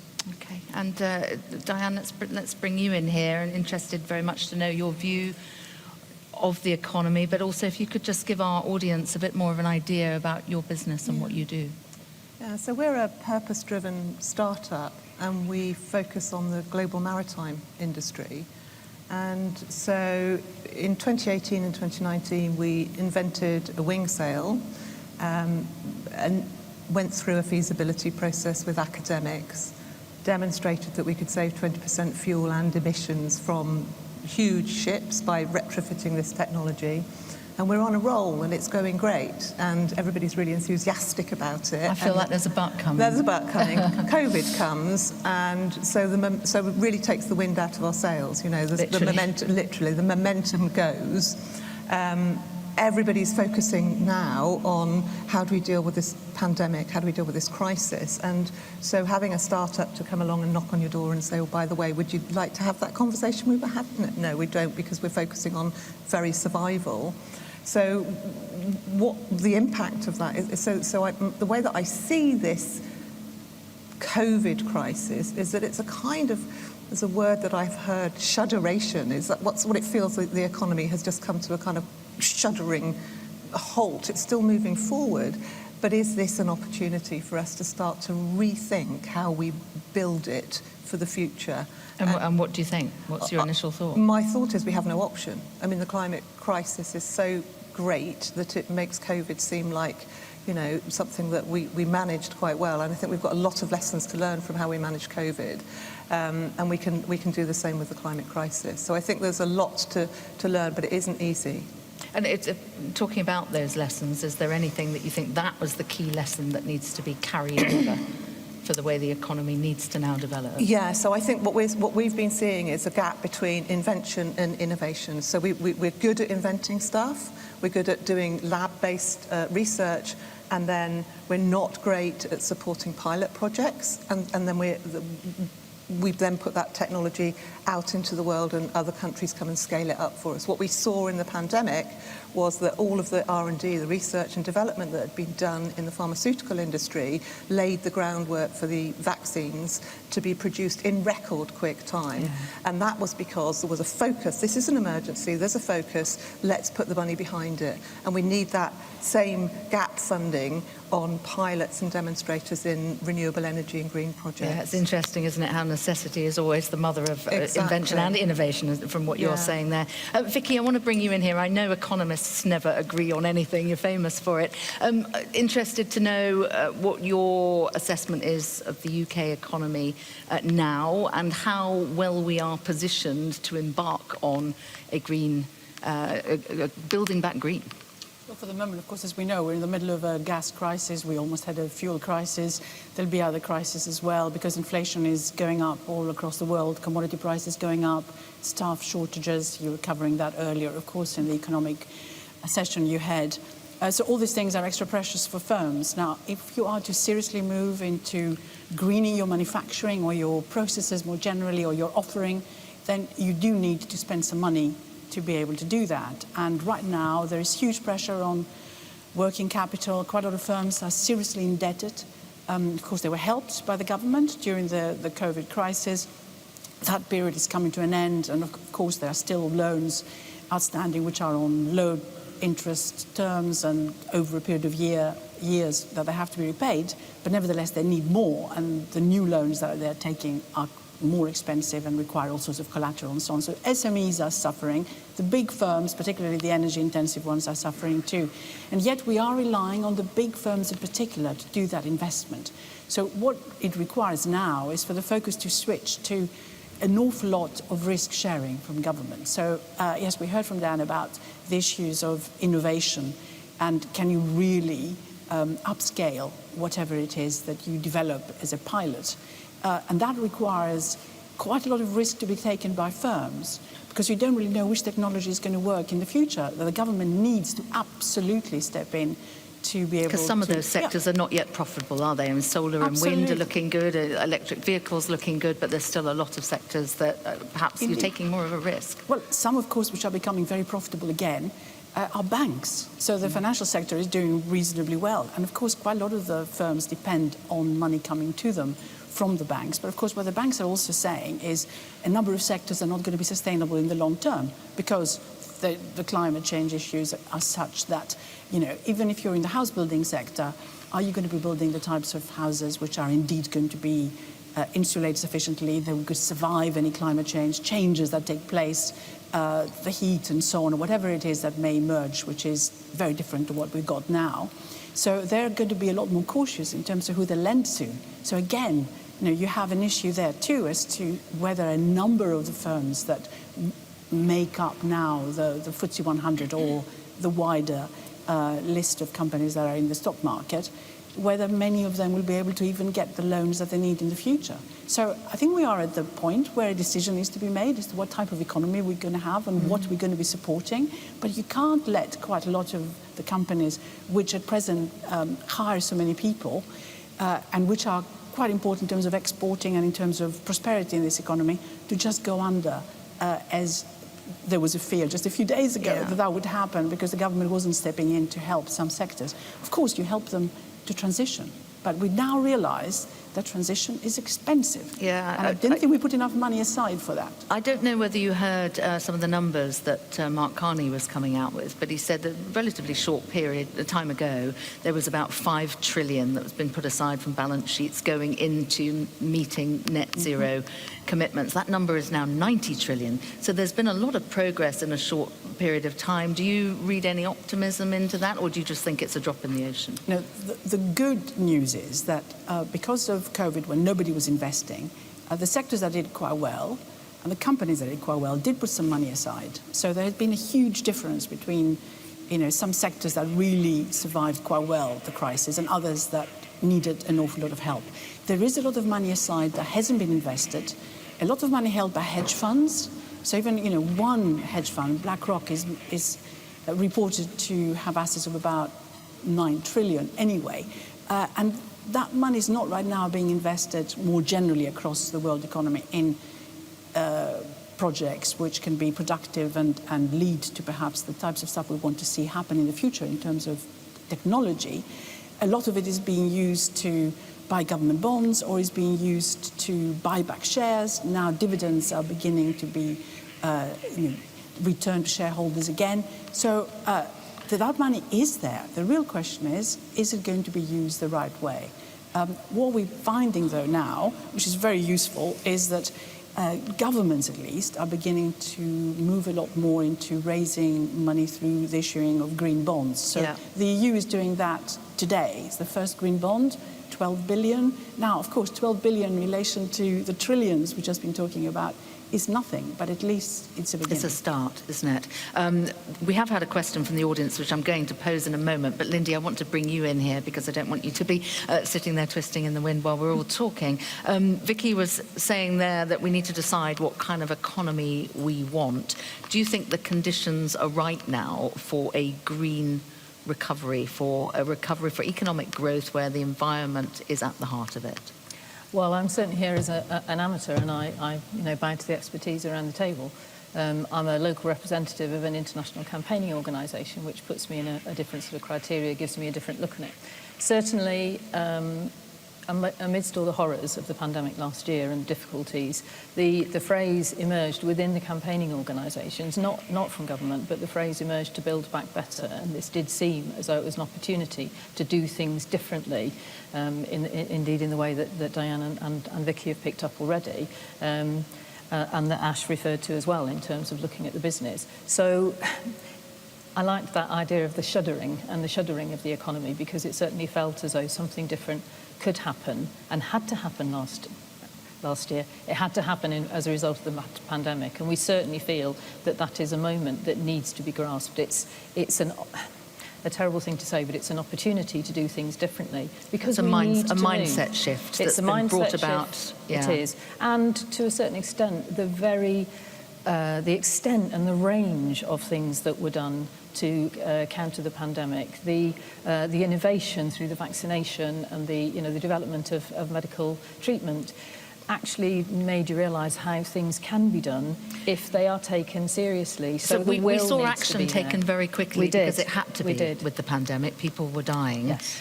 Do you have any confidence that the government has a detailed plan for its own net zero commitments? Have they sort of got that urgency into their climate thinking?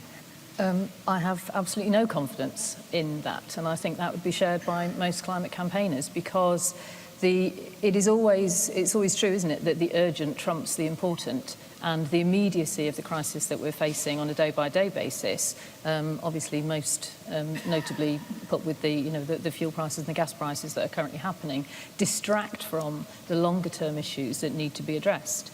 Because we have to do stuff about the problem today, we are each time putting off action on the crises which are going to hit us further down the road. And clearly the climate and nature crises, for those of us who spend a lot of time thinking about these issues, need addressing urgently. And the longer you leave it, the more devastating the consequences will be, and the more problem there will be in addressing it. I was quite I think taken aback when I first was aware of the Yorkshire and Humberside Climate Commission, that they are both looking at mitigation of reducing the carbon impact of industries and organisations around in our area, but also that they're spending a lot of their energy on adaptation. So we know that there's going to be massive floods. We know that Hull is in danger of going underwater in 50 years' time, or I'm not necessarily getting those figures completely right. And that we are going to need to spend a lot of money countering all the effects of climate change that have already arisen, as well as preventing them getting worse in the future. So the important cannot be allowed to be trumped by the urgent, and we need the government to take more significant action. Well, it feels like a good time to bring in a question from our audience. We have a question from Zoe Loveday from SSK UK. Where are you, Zoe? Talking about the role of government, and I suppose also thinking about how much of this should be carrot versus stick. Yes, hello. My question is almost prefaced by everybody has an environmental impact. Us sitting here in this room today has an environmental impact. And SSK, Sheffield Sustainable Kitchens, has had an environmental conscience for the past 14 years. Obviously, it's become a lot more trendy nowadays. Greenwashing has become much more widespread. But my question is, what would you want to see as the next sustainable step changes for the industry, from either the government or the wider markets, to be able to support SMEs to make more environmentally conscious decisions more quickly. You know, sustainability is expensive. Everybody has a choice to make sustainable decisions all the time, whether it's personal, whether it's commercial.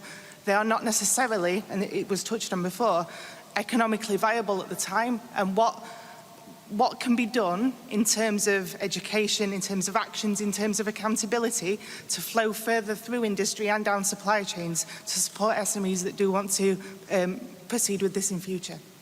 Diane, do you want to pick that up? Yeah, I'd love to. Thank you. So I think what we need to be focusing on, the IPCC report that came out in August referred to the urgent need to drive down emissions in the short term. You know, we've got lots of plans about decarbonising the economy by 2050 or 2040 or something like that. What can we do tomorrow? What can we do? And I think there are countless SMEs who are coming up with all sorts of ideas and solutions, and we don't get a seat at the table very often. It's driven by big business, and there's a lot of money in big business, and it's critically important. I mean, I think one of the things I want to say is that we can't go from, you know, where we are today to a totally decarbonised economy overnight. It's a transition. We have to do it in a transformational way, but there are things that we can do now that will start to drive down short-term emissions. And the thing that I would like to see, two things I think. I'd like to see subsidies removed from fossil fuels, because that provides a really unbalanced playing field. We see the global economy is driven by fossil fuels, which are subsidised to the tune, I think the International Monetary Fund last week said $11 million a minute. And so when we're saying that environmental products are more expensive, we're not competing directly. But if we were to get $11 million a minute to support the transition to green economy, then we wouldn't be expensive, perhaps. So I think that that's a really important thing to be doing. I think the other thing that's important is that there is hardware technology in wave, wind, tidal, in our sector, in maritime, where there are lots of SMEs who are developing solutions that can drive down emissions in the short term, in the next 2 or 3 years, start to take carbon and emissions out of the environment now, buy time for those other big energy transitions to alternative fuels to kick in, and start putting hardware to test and to pilot, so that we can get verifiable results. Because nobody wants to buy something that hasn't been trialled. So we've got this technology, it's great, everybody in the industry says they love it, we'll buy it when we've seen it work in action. We cannot, for love nor money, love probably, we can't get the funding to take it to trial, and it's a tiny, tiny amount of money, particularly in the context of, $90 trillion, was it? Yeah, The constant thread coming through all of this is the tension that exists with, in business when you're trying to pay your staff and all the rest of it, between the bottom line and your environmental credentials. And Ash, I'm interested in your business. I know that you pledged to cut carbon emissions by 30%, I think, by 2030. And you're also very focused on this even back as early as 2005, when you were cutting back on single-use plastic, I believe. So you'll have a good long case study as to how those kind of actions have impacted your bottom line. Perhaps you just talk us through it. Yeah, no, I think we've had a long history of we rely on the land, so we don't exist unless we show respect for the land, and we take that responsibility seriously. So our farmer owners have been collecting data, so doing climate check data. They actually started a complete company-wide program where 9,000 individual farmers, you could say individual SMEs of a larger organisation, they collected 2,000 points of data around climate. Exactly what data were they? And it was everything from the carbon footprint of the farm, the emissions, the various different emissions. Methane from dairy farms. Methane, maybe the welfare, what happens to the water usage. So a lot of data, and that data is very useful when you aggregate it, because first it gives you a relative and absolute position in terms of our footprint, but enables us then to compare data and drive programs within the business to improve our position. I think the challenge when I talk to my farmers is that they realise and they have ideas, and we do trials of things that reduce our climate impact, but they typically take investment. Right. And typically the challenge for a farmer is, how do I balance that decision between investing further in a farm in projects that I know are ultimately right for the farm as well over the long period of term economically, but in the short term it costs, versus all the other pressures that I've got, whether it's labour, inflation and so on. And I guess what our farmers are calling out loud and clear as we go into the sort of period of COP26 is a clear and an ambiguous kind of statement from government for its support for industries like ours or sectors like ours that are being proactive on climate and initiatives, and therefore giving confidence for the investment. We're not actually asking for the money. We want the confidence that our investment will pay off. Yeah, we've got a question from the audience, which I'll come to in just a moment. But I'm interested as well in the sort of philosophical tussle that you might have. I mean, Yes. agriculture contributes more than 10% of emissions globally. Do we need to get to a point where people need to just stop eating what you're selling? Well, I guess there's a big debate around the food products that we eat. So our perspective on it is that we take our responsibility, and we think everyone is responsible for their role in the health of the planet, and we think about it in terms of the planet and in terms of people. So we see that it's also important to feed people. We've got a growing population, and actually the product that we're in, dairy, is safe, affordable and accessible to many parts of the world as well. And therefore we need to be able to continue doing that, but then also reduce our impact on the climate. So the way that we look at it philosophically is that if we're committed, proactive and reducing our impact on the climate, then actually that gives us permission then to do the safe, affordable nutrition for people and growing Feed population. the world and save the planet. So no pressure. Why not? No pressure on you. Let me. I'm going to put this question to you, Ash, but perhaps also maybe Vicky, you want to come in on it as well. Question from Natalie Maguire from Welcome to Yorkshire. Natalie, are you out there? Just hold on a moment. We'll bring the microphone round to you. It's about the way in which government should be trying to get involved here. Yeah, I was listening to a really interesting debate this morning on the radio, actually driving through, around whether financial incentives should be used for organisations that are proactively working towards their kind of green commitments, and financial deterrents for those that aren't working. The debate was actually around kind of oil refineries and the production of methane gas. So I appreciate that's not specific for Yorkshire, but it does raise the question as to whether we should be focusing on incentives or deterrents or both in these kind of circumstances. Is it time for radical change? What do you think, Ash? Well, I think it's something that we are constantly having to consider when it comes to our farmers, because they both own the business but rely on us as management to advise them on how to run the business. We think it's a combination of both, actually, incentivising but also having sort of policies or regulation in place that drives behaviour. I think ultimately what we're interested in is what drives the behavioural change and for a sustained period. So that's how we, and ultimately, what we're interested in is, can we back up the changes that we want to make with the science? So what we're concerned about is quite often the debate when it comes to climate change and action is quite emotive in nature, and therefore where we would like to steer the debate more is a much more science objective set of sort of change programmes. That would be our take on it. Vicky, what are your thoughts? Yes, I agree with that, but it sort of links in with links to the earlier question that was asked about, what do you do with all these SMEs and how do you help them? And indeed, I think being able to monitor your carbon footprint is quite important. So you need to have the data to be able to do it and know, therefore, what you need to do in terms of improving the situation. That does require some investment, and maybe that investment can come from the big firms that use you as part of the supply chain, for example.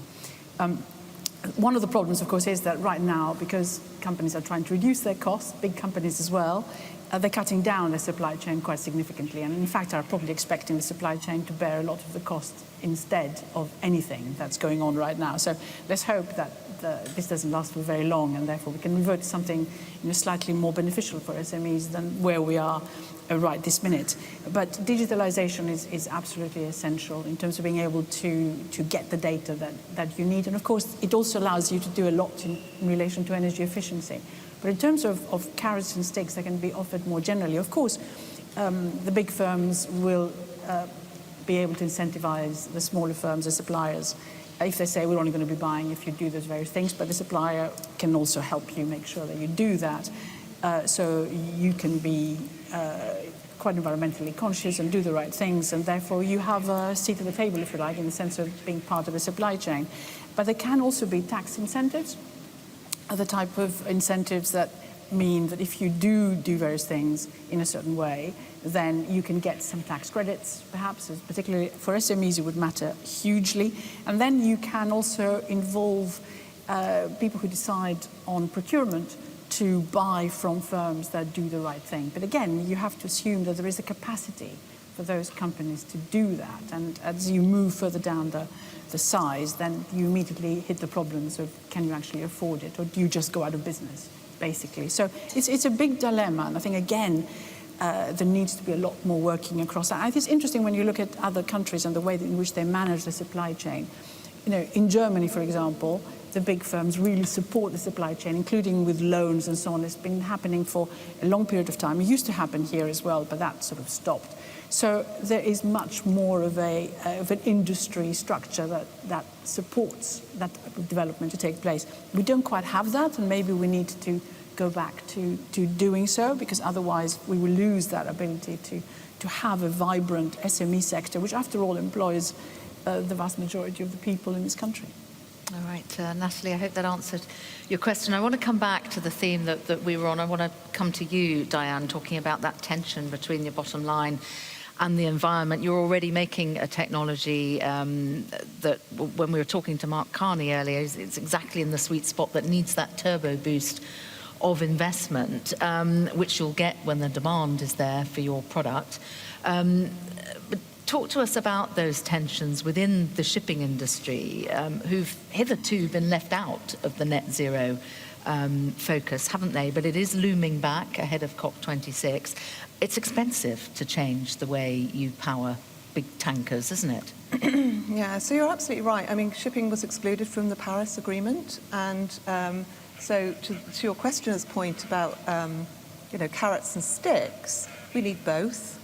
We need to have shipping included in the net zero conversation, in the zero emissions conversation at Glasgow. So it's absolutely essential that it gets included in the Glasgow Accord when it emerges.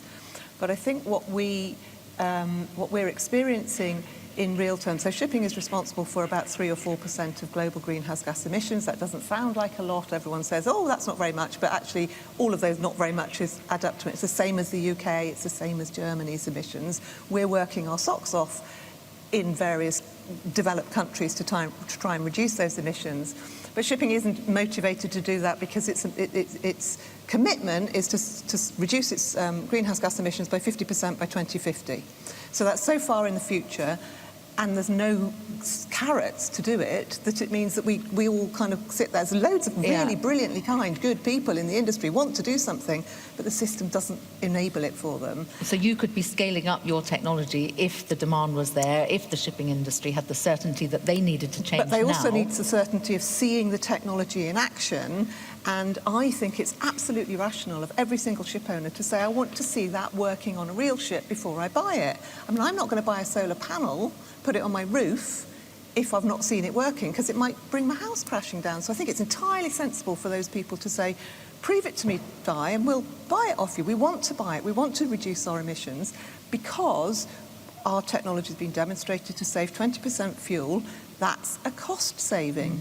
You need to see that. They want to see it. They need to kick the tyres before they can do it. And that's where the struggle is, to get the finance from innovation, from invention, if you like, into innovation. Yeah. There's a demand pull. I've got loads of letters from ship owners saying, build it and we will come. But we just can't get over that innovation hump. It's a big challenge. I hear the frustration with that. A question coming from our audience from Archie Kemker.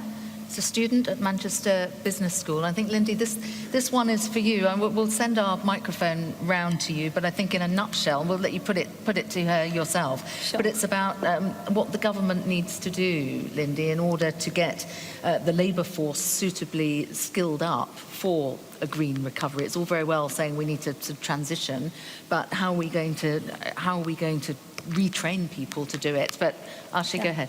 Thanks. So my question is basically that the UK economy, they've promised that they would go net zero by 2050. And in order to achieve that, the companies will have to upscale their products, their processes, and along with that, their skills as well. And my question is more related to the skills aspect of it.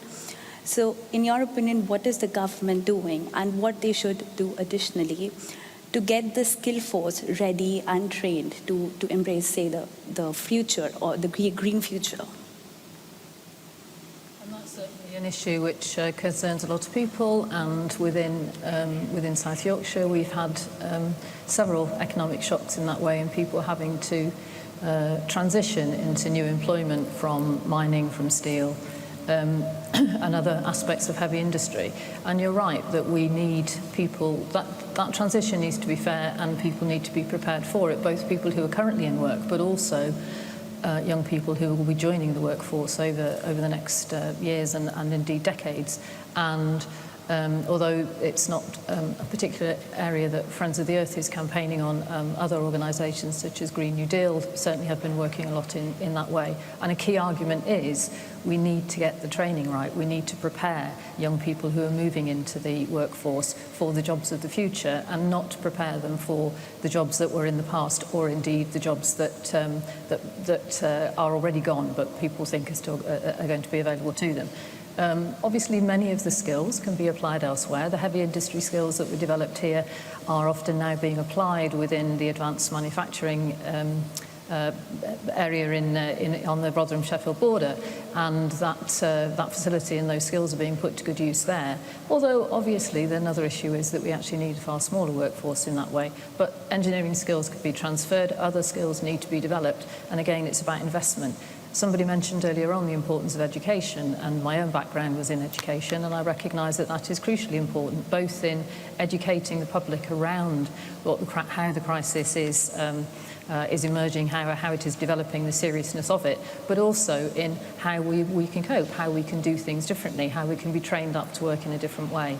So yes, you're right that those things can be done, but they'll only be done with support from outside, because it is not necessarily in the interests of any current industries to be training people up in work that they may or may not want them to be doing in the future. So there has to be external support for that, and that has to come from the government. I want to come to another question that's come to us from the audience. Rishab, are you out there somewhere? Yes. There you are. About the accountability of net zero commitments. Who's keeping track? Put it to our panel. Thank you.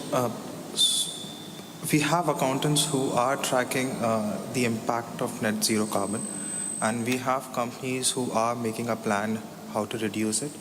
But then who's actually keeping a track of how we are spending the money, and even if we are going in the right direction? And do we have time and resources that if there's a plausible downside to the entire scenario, do we have time and money to come back and build this?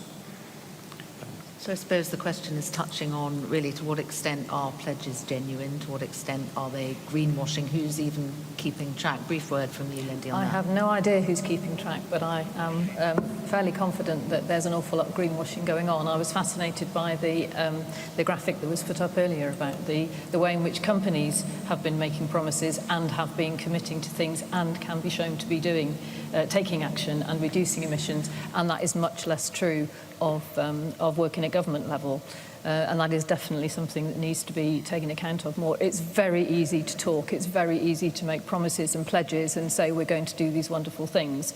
We know that it is harder to do the next step, and nobody's going to say that that's easy, but definitely the steps need to be taken, and it's not enough to come up with a great big plan and a promise without actually having a delivery plan behind that. And the commitments that have been made and the exhortations that have been made are insufficient, and this is I'm sure we're going to get onto COP26, but that is the big issue around COP26. That so many promises are going to be made, and it's going to be glitzy and glamorous, and on the TV all the time, and people are going to get credit for great big announcements. But actually, there's a lot of work that needs to be done behind that, and sometimes the glitz and the glamour and the announcements can actually distract from the fact that very little is going on. We'll come on, we'll finish actually by talking about our hopes and fears for COP26. But Ash, I just want to come back to you on that very question. I mean, your pledge to cut emissions by 30% by 2030, who keeps track of that?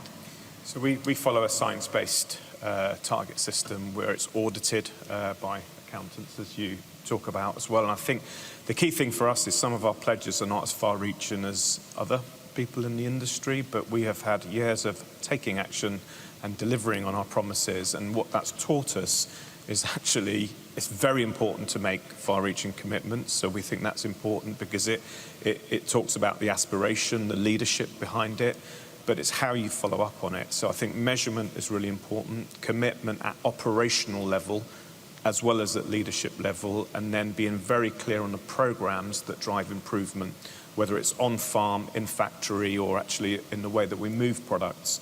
So actually, for us, we spend much more energy in how do we bring things to life in reality than the pledges that we make. And the way that we do that is in the way that we follow up on data. So our data collection, not only on farm, for instance, is annual. And every year we publish in a transparent way the summary of all of those results. But what we also do is we individually share that with our farmers, so in an anonymised way that they can then see how they compare to the average farmer and so on, and see where they can improve. So for me, it's very much about being able to measure, have programs. Just one thing that Diane said that I thought was a really, really important point to pick up on, and the role of government as well, is quite often in the early days, there is that balance in terms of cost versus investment, and does it pay off? But that can often be improved by being able to scale the idea. So I think for me, scaling is also really important, and therefore government can really play a hand there in terms of inter-industry collaboration to be able to really scale some of these ideas so they aren't an economic kind of negative for people to make the investments. Really interesting. Final word, really, from each of you about, I mean, you sound a little sceptical, Lindy, if you don't mind me saying, about what we might get out of COP26. How are you feeling about it, Vicky, and what are you going to be looking for specifically? There's so much that's been said before the actual meeting, so the expectations have varied. There's some who are quite optimistic about it bringing loads of commitments together, and others who think that it would be a little bit like before when all sorts of pledges were made and they weren't followed. And I think the example of the latter is to do with transferring money to developing countries, which absolutely need to adapt, and also have some technology transfer, which is absolutely essential. And it was that money, that 100 billion a year was pledged in 2009, wasn't it? Exactly, and here we are, and very little is being dispatched every year. And now they said they'd do it because everyone's been also doubling or increasing the amount that they had pledged originally, but of course very little of that money had ever gone. So that's the real worry about coming up with loads of commitments which sound good, but perhaps don't take account of the reality in the short term, and they don't take account of the transition period that is required to get to where you want to be, and all those sticks and carrots that are absolutely essential. At the end of the day, I'm afraid it comes to regulation, whether it's shipping or anywhere else, and money. And if that money isn't available, taking risks with technology, really, spreading that risk as well, making sure all the stuff we've just been hearing about in terms of being able to scale up, for example, carbon capture and storage. It's still being tried. There are a number of possibilities that will be decided pretty quickly in the UK as well. It's been going on for decades, that type of discussion. And we're still not really there. So it just takes too long to make those decisions, and too little money is actually being spent. And if you just look at what is required between now and 2030. Of course, COP26 is going to be looking at the ultimate, temperature increase and really, looking at all the evidence, science that we've just been talking about, which is saying that we're nearly there already in terms of the 1.5 centigrade increase, and we already are at 1.1, I think, or 1.2. So there really isn't very much time. So it's crucial what happens between now and 2030. And that amount of money is now being recalculated in terms of what is needed. So just the European Union is saying that what they need to be spending is 360 billion a year between now and 2030, and 125 billion of digitalization, which is absolutely essential. Now, I mentioned earlier that they're putting out the first bond for 20 billion. Well, that's very, very little by comparison to what is actually needed. And I think it's the ambition that has to be there and has to be, if you like, measured and monitored in terms of how they do from here on. It starts the ball rolling, doesn't it? Yeah, starts the ball rolling, but it shouldn't start the ball rolling. It should just push it further. I mean, the ball should really have started rolling a long time ago, yeah. Yeah, and a word from you, Lindy, about what you're hoping to see? It's a great opportunity here in the UK that Glasgow is the host for COP26, and I know that there's plenty of opportunity for the UK to be making its own promises and announcements. A huge concern, though, and it links with something that both Vicky and Diane said, is that at the same time we are in the UK have not. We are still looking at developing a massive oil field west of Shetland, the Cambo oil field, and this will be equivalent in its emissions to 18 coal-fired power stations. It's also going to be vastly expensive. So BlackRock, who you mentioned as having billions of dollars available for investment, are one of the key players in thinking that they will invest within Cambo. So you have a bit of a perfect storm there of lots of money that could be spent in other ways being spent on exploiting fossil fuels. Now, the government have the opportunity to say, no, this can't happen. We are not going to allow the exploitation in that way. Because at the moment, there's a huge degree of hypocrisy in insisting on other countries doing their bit when we're not taking those sort of stands ourselves. There is money available both in the private sector and indeed the public sector, because as Diane pointed out, we are just about the country with the most favourable regime in terms of tax credits and actual funding support and subsidies for fossil fuels, and lots of oil and gas companies want to be based here. But we need to address that because the money is there to do the sort of things which are needed to be done. And they need to be done very quickly. So we're hoping that the UK will take a stand that ensures that doesn't happen. We haven't got long to wait. Exactly. Diana, I had wanted to come to you for a final word from you about what you hope to get out of COP26, but I'm being told that we are all out of time, I'm afraid, unless you could do it in one sentence. So, yes, repurposing oil and gas workers through a series of events that we're doing at Malin, which is just opposite COP26, where we're bringing the whole shipping industry together to create an action plan through the oil and gas sector, transferring their knowledge and expertise into green power for shipping. That's what we want to do at COP26, and that's what we're doing. Okay, all right. We are out of time. I hope you enjoyed that panel discussion, got through as much as we could there. There's so much, obviously, that we could still talk about. I'm going to give you all a 15-minute comfort break now. And when you come back, Trevor Phillips is going to be hosting a panel all about the Levelling Up agenda. So we hope to see you back for that.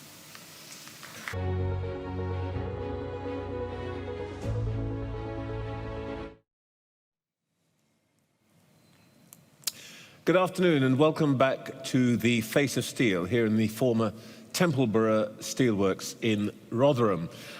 We're here today for Big Ideas Live, a new format for Sky News in which we take time to explore big issues and big ideas. If there is a big idea that the government would like us to be thinking about today, it is levelling up. But as Ian King pointed out in a session this morning, what it means in practice is still to become entirely clear. Some of my own family who live in Sheffield and who work in Nottingham as well, never tire of telling me that there's a vast, deafening, sucking sound common across the north. And they say that's the sound of power, money and jobs being sucked from the regions into London. Well, they love where they live and they think they have a better environment, better quality of life than in the overheated south. But every time something goes wrong, they tell me COVID, fuel shortages, the threat of inflation, or indeed stagflation we're now talking about, they feel that they're going to be hit first and hit harder. Well, yesterday, the former Deputy Prime Minister, Michael Heseltine, speaking here on Sky News, offered his own big idea to me, and he said that the government needed to devolve power to accountable leaders, named, elected leaders in the regions, because they know what's needed. So is that the answer, or would that just mean more fragmentation of the nation? Can the identity and pride felt by many communities across the north of England help to drive economic growth? I'll be discussing that with a panel of experts in a moment. But first, our business correspondent, Helen-Ann Smith, is here to set the scene. Helen-Ann. Thanks, Trevor, and afternoon again, everyone. So we've heard so much about levelling up over the last year or so, haven't we? Not just from those who propose it, but also from those who protest that they don't really know what it means. And historically, there's been a lot written and a lot said about the inequalities between North and South. But at this very moment that we're at now, post-pandemic, what are the challenges and the opportunities as well to getting this country well and truly levelled? So, first of all, where are we at? I want to address head-on that notion that the North routinely gets less spent on it than the South. Is that true? So take a look at this. Firstly, I want you to pay attention only to how high up the blobs are on this graph first. What we've charted along this axis here is the total spend per head in each region of the country by the government in 2020. So total, look, London up there at the top is the most. But look, the North East and the North West actually come in second and third. However, total spend doesn't really give us the whole picture, because total spend includes things like NHS salaries and benefits and money that sort of is there and then it's gone. So what we've plotted along the axis at the bottom is total investment spend for each region of the country. Investment spend going into infrastructure and things like that. And as you can see, a slightly different story. Again, London out there at the far end. South East coming second. And although the North West not so bad, the North East, Yorkshire and the Humber much further over towards here. So a very different story. Now, crucially, this is just a moment in time. This is just 2020. And of course, what happens over time, incredibly important as well. So what we've charted here is the growth in investment spend since 2016. 2016, of course, you remember, just shortly after we very first heard about the Northern Powerhouse. Actually, you can see up in the top there, the green line, it's the West Midlands that has had its spend grow the most in terms of investment. That's likely a lot to do with HS2. But the South East coming in second there.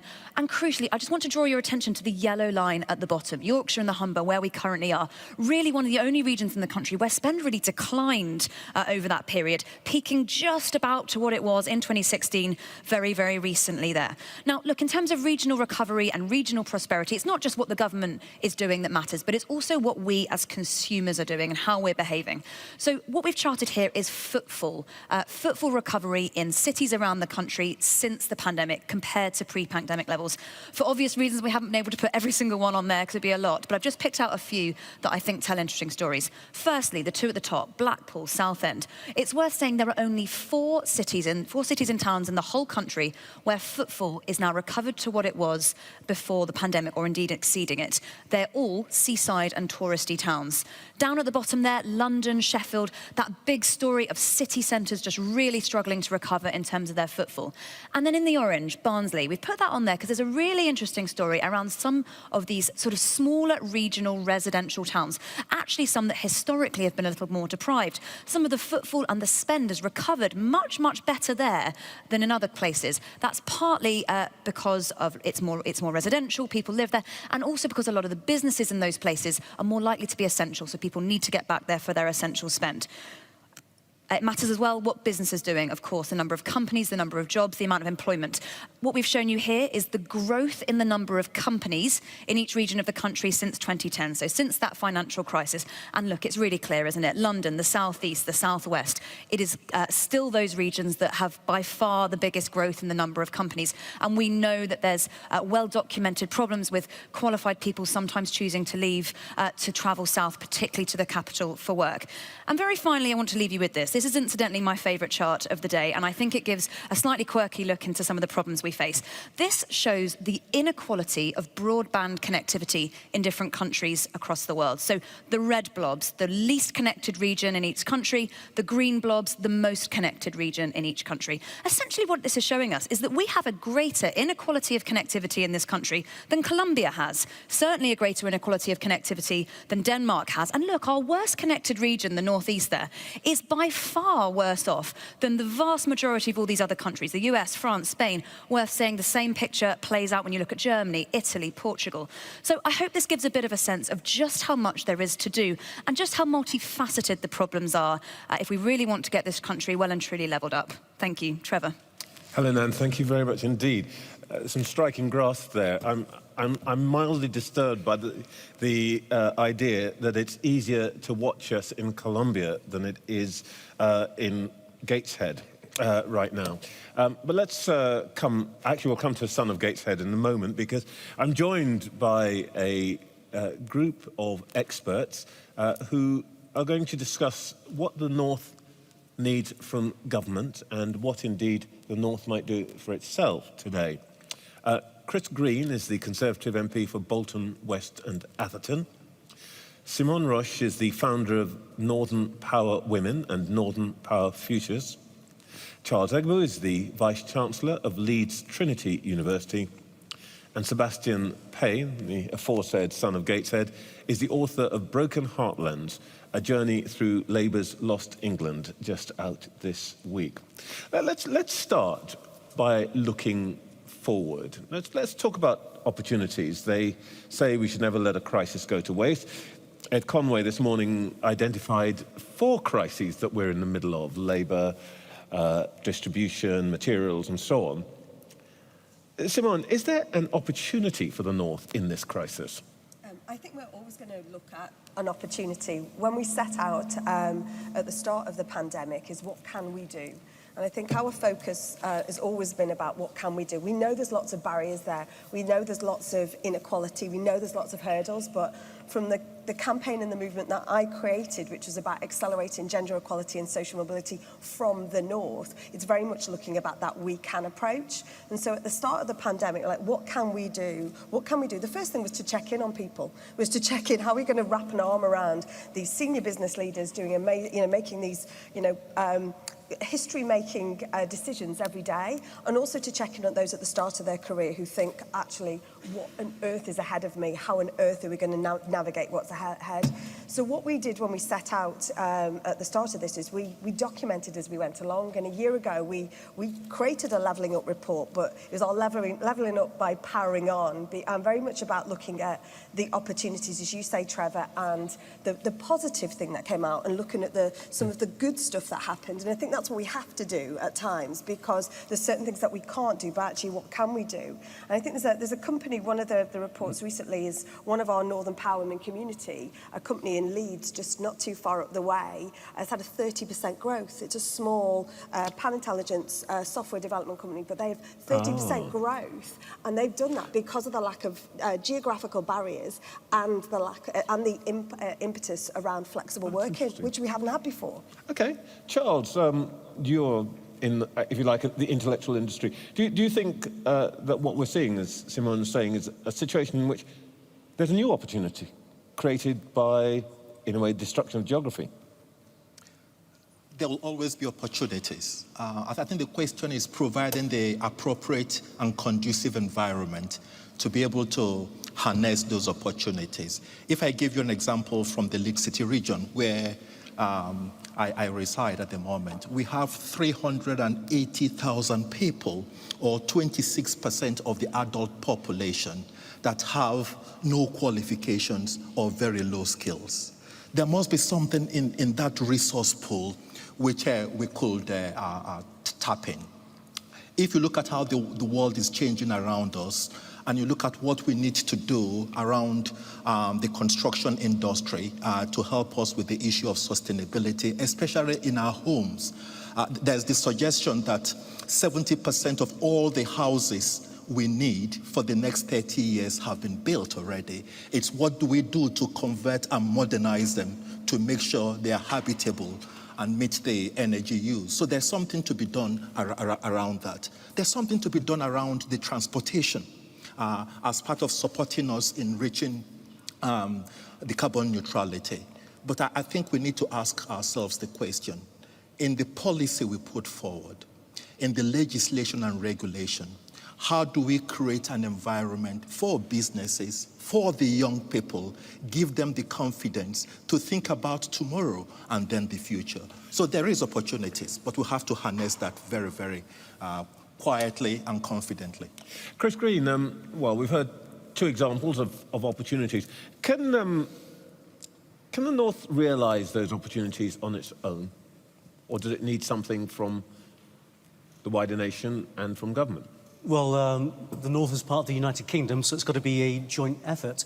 I'm looking forward to later this year for the government to produce its white paper on levelling up. We have a strong sense of what it ought to mean. At least many commentators and people looking in have a strong sense of what it ought to mean. And I think a key aspect is when we look at the City of London and the wider South East, what's one of its great qualities? Transport. If someone wants to locate a business in the South East of England, you know your pool of talent is immense. We need the North of England to have that pool of talent. And how do we get that pool of talent for any business wanting to locate here? It's by having far better network communications, whether it's public transport or motorways and railways. We need to sort these things out. But the second point is focused on education. It needs to go hand in hand with transport infrastructure. There was a report from the Children's Commissioner about 3 years ago, Growing Up North, and it showed London, which in 2004 was way behind the North of England, now is way ahead of the North of England. We've got to have that focus in the North of England on education. If we get these things at the same time, the talent we create in the North will get jobs in the North, and we create our own prosperity, and actually we choose what businesses, what industries we want to champion. But better transport and better education are desirable everywhere, aren't they? I mean, is there anything special about what one we're doing in the North? Well, it's basic things. So on the one hand, we are talking a great deal at the moment with HS2. And you look at HS2, which is fundamentally about a road link to London. And it's very difficult. A rail link to London? Sorry, a rail link, yes, a rail link to London. And you look at people getting the railways between Manchester and Liverpool. It's very difficult. They're only 30, 35 miles apart. It's very difficult at the moment, and we need that Northern Power Rail, a proper vision for what that's going to be and when that's going to be delivered. So then businesses know this is the time to invest, and we really get motoring or on the track. Sebastian Payne, you've been conducting or doing a tour of northern cities in your own rather exotic mode of transport you can tell us about. How are you seeing it? Do you think that we're in a situation where there could be a renaissance of the North? And if so, what would it look like? Well, it's very interesting we're talking about this here because I'm sitting and you can see on a steel beam directly up there, it says Labour support strikes, vote Scargill. So I think that is a slogan from a slightly different political age in this building. Probably not the place to start. No. The Renaissance. But I think this is actually an example of how the North has changed in a way many people haven't quite recognised it, because when people have looked at many parts of the country that voted for Brexit and voted for Conservative for the first time in 2019, that's the era they think of. They think of an industrial era that's in decline, not places that have gone through a lot of change and a lot of renewal since deindustrialisation. And one of the places I visited in Broken Heartlands is Consett, again, a great steel town in the northeast of England that at its prime employed 6,000 6,000 steelworkers that closed in 1980, and unemployment hit 36% at its peak. And that went through a lot of pain, but if you look where it is now, it's got many new businesses, private housing, and crucially, a more diversified economic base. So in some ways, there's many things to be hopeful about, that these places are not stuck in the past, in my view. They're not looking backwards. They are optimistic about the future. But to come to some of the points that Chris was making, there is a long-term underinvestment, particularly on transport, particularly on infrastructure. So that's why I think it deserves particular focus from this government there. But I think it's not just about money, though. It is about structural reform. And this is when Lord Michael Heseltine is completely right on mayors and power, that you're not going to make these places better from Whitehall. It has to be done with good, strong local leaders. So if you look in South Yorkshire, you've had Dan Jarvis or Ben Houchin in the Tees Valley. They have brought and enacted change. So we need more mayors with more powers. We need to make up for that historic underinvestment in transport, and skills as well is completely crucial. In some ways, the solution is not that difficult to make the North better. The key thing is delivery and doing it and making it happen. Just, I'm going to come to some comment I think we've got from the audience. But before I do that, Charles, this issue of skills. Ed Conway, in a blizzard of interesting charts today, one of the ones that was, I thought, most significant was that he showed that every country has a skills mismatch. That is to say, if you ask people, have you got the skills to do the thing that the job you're currently doing? In Germany, about 20% are essentially in the wrong job. In this country, it's more like 40%. Do you think that there is an issue with our capability of getting the right people to be able to do the right job, to essentially rebound from where we've been in the last 18 months, 2 years? It's interesting, Trevor. The issue is both skills shortages and skills gap. I think the point you were making latterly was the skills gap. Yes. In other words, those who required particular sets of skills for the jobs they need, that quality of skill is not there. I have to say the issue have been going on well before Brexit, well before COVID. It's just got slightly worse. I remember many, many years ago when I was a student of construction, about 30 years ago, and I know you do have what is called direct labor supply, where a particular company trains up their own staff and not wait to get the staff from supply chains. But those eras are gone. I think it's a mixture of us having policies that are consistent and sustained. Okay. We've had the toing and froing, where the government at times it's finger pointed, asking you haven't invested, and the employer turn around to say, we can't invest because the environment is not conducive. So the issue becomes, we all need to know that this is joined up. The employer has a role to play. The government has a role to play. And I dare say the university, which I'm part of, has a role to play to make sure we look at skills for today and skills for tomorrow. We're going to come back to this issue of coordination. But let me go to Hashim in our audience. Hashim, I think you had a comment on this issue. Yeah, so I wanted to say it's been reported recently that the disparity in productivity and economic output per capita between parts of the north and the southeast is in relative terms as large as it was between East Germany and West Germany before reunification. It took decades and trillions to narrow that gap, so I think that demonstrates that levelling up must go beyond electoral cycles. It's not just about the amount of money that we spend, but importantly about where we spend it, and crucially it can't be achieved by central government alone. So I wanted to ask what can be done to create an environment which attracts more private sector investment, and what role does ambitious regional mayors, as you've mentioned, Sebastian, play in supporting that? Well, actually, let's make that almost literally concrete. Take a case in point, which is transport. Andrew McPhillips, I think, has a question on exactly that issue. Andrew. Yeah, thanks. New research published by Mott MacDonald today shows that Northern Powerhouse Rail could have a greater economic impact than the government's own figures even suggest. Does the panel agree that a new line linking the cities of the north, and which is also reliant on HS2 being delivered in full, is a project which, if cancelled, leaves levelling up as nothing more than a broken promise? You were addressing this a moment ago, Chris. Do you agree that scrapping it would be a broken promise? And tie that, if you would, to Hashim's point about how we actually coordinate, how we bring this all together, rather than being a series of projects. I think we ought to be cautious about bringing it together too much, because you have to leave that opportunity, a perspective from the private sector, to think these are the opportunities we have. I do think, to a significant extent, that the north of England, when you're looking at globalisation, when you're looking at other specialties in the United Kingdom, you look at the Golden Triangle, you look at the financial specialisation in London, you look at different parts of the country, I do believe that the north of England and manufacturing do go together very well. So the government has to set a vision that enables manufacturing. And you've got to have better transport, obviously. HS2 is often seen as a route down to London. And one of the disappointing facts was that Northern Power Rail was dependent upon HS2 being completed for the railway stations, whether it's in Leeds or in Manchester, to cut across.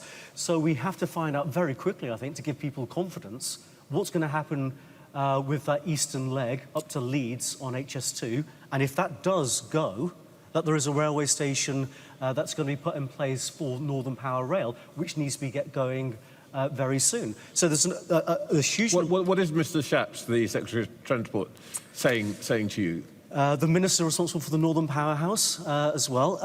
So at the moment, I think they're looking forward to the publication of the Levelling Up White Paper. I think there's a lot of stuff to come from Michael Gove as well, who's just been appointed and responsible for devolution as well. So I think there's a great deal of work. And ultimately, the person we need to be focused on is the Chancellor at the Spending Review and the Budget later this month, where these announcements ought to be made. So it all comes down to Rishi? It does. Simone? I think collaboration is key. You talked about the roles that the mayors have to play, and I've seen there's clearly a connectivity between Andy Burnham and Steve Rotheram. They will naturally play nice, but I've seen that cross-mayor collaboration and coming together, and there's been, just recently, only a couple of weeks ago, there's been the new Pandemic Institute that was launched in Liverpool, and that was done almost through a series of bringing together almost the impossible. How do you bring academia? How do you bring healthcare? How do you bring government? How do you bring global investor into a city to create jobs, to create this, you know? So I think there's examples there, but I think there's elements of we have to collaborate, we have to play nice. And I think when it comes to some of that, those big decisions as well, it's having the right people at the table. We've talked about skills. We've talked about skills all day. Where are those decisions that are being made about those, whether it be young people, whether it be sort of people underrepresented communities, need to be at the table when we're actually allocating or making these decisions as well is key. Before we leave the topic of rail, I don't want, the soft southern, I don't want anybody to leave this thinking that the north is just a place where everybody is exactly the same. I suspect that there are people who think that there are imbalances here. Alison Matthews, I think, has a point on this in relation to transport. Alison. I think we're going to get a microphone to you, and it's with you now. Hiya. So I was just seeing that the north isn't Manchester and Liverpool. If you kind of guess by my accent, I'm not far from Concert. Woohoo! And I feel like Durham and Newcastle really get forgotten about. And it's not just when it comes to transport. It's a lot of things. When you talk about the north, when government talk about the north, it tends to be Manchester, Liverpool, Leeds, and the northeast really does get forgotten about. Are we going to get included in things? Seb, I talked to your king, the king of the north, Andy Burnham, 10 days ago, and he wants transport links and so on, and he was quite cross at the suggestion that what he's putting forward would benefit central Manchester or indeed central Leeds. Do you think, though, that there is an issue about how you construct change, and particularly how to construct a transport network that might end up with some bits of the north doing well, but the bits of the north that really need help being where they've always been, at the back of the queue?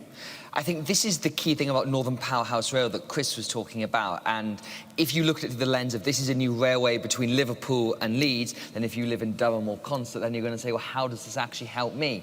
But of course, by building that, there are many other places along the way, and that's why we'll have to see what's in the Northern Powerhouse Rail plan before we can see what it's going to do there. But to take the example of High Speed 2 Railway, which I think will still happen in some form, you create that for the new intercity links, but the existing West Coast Main Line is there and is freed up to allow much greater links to Milton Keynes, to Crewe, to many of the other small places that often don't get forgotten on the way. So I think you can do both in this. But I think there is a really crucial identity question. We mentioned the northeast here, and there is a north of Tyne Melty at the moment, which to me is completely mad, when there is a clear economic unit in Tyneside that includes Newcastle, Gateshead, Durham, Sunderland, what have you. You could create a conurbation around that. Why does that not exist? Because all the local council leaders were arguing and they wouldn't do a deal with each other. So sometimes problems of these things are founded locally due to local rivals, due to people's feelings about each other.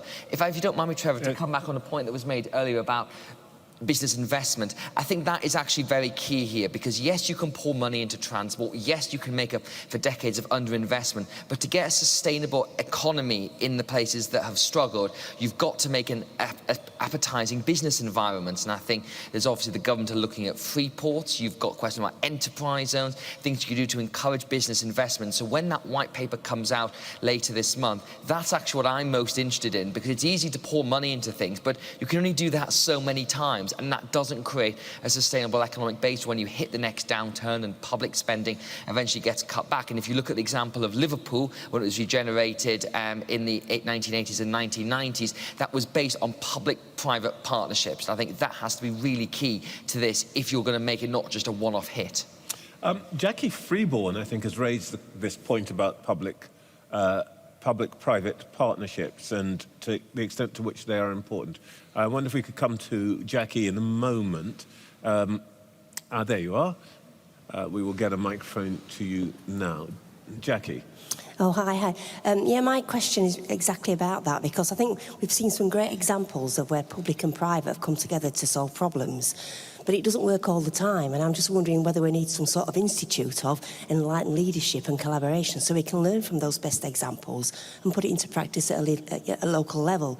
Local politics always get in the way, always do, it's just the nature of it is. But businesses and public sector are very different in the way that they make decisions, the way that they have to be accountable.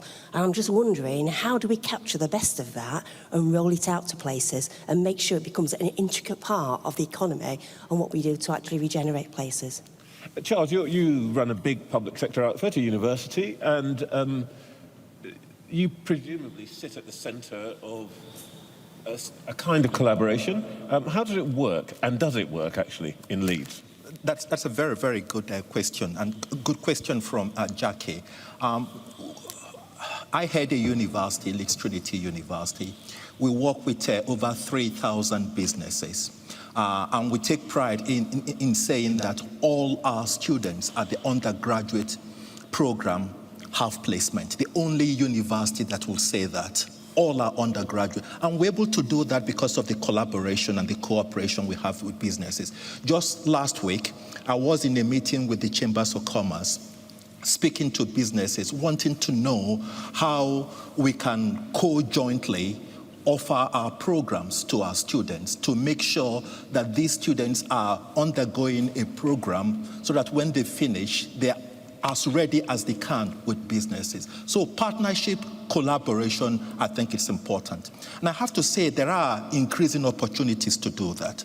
Apprenticeship, it's one way. We take pride as a university to have apprenticeship with the West Yorkshire Police and with the prison services, the Unlock program. And we cannot do that without having real partnership. But it's partnership where the two partners will have to get something and put something in that.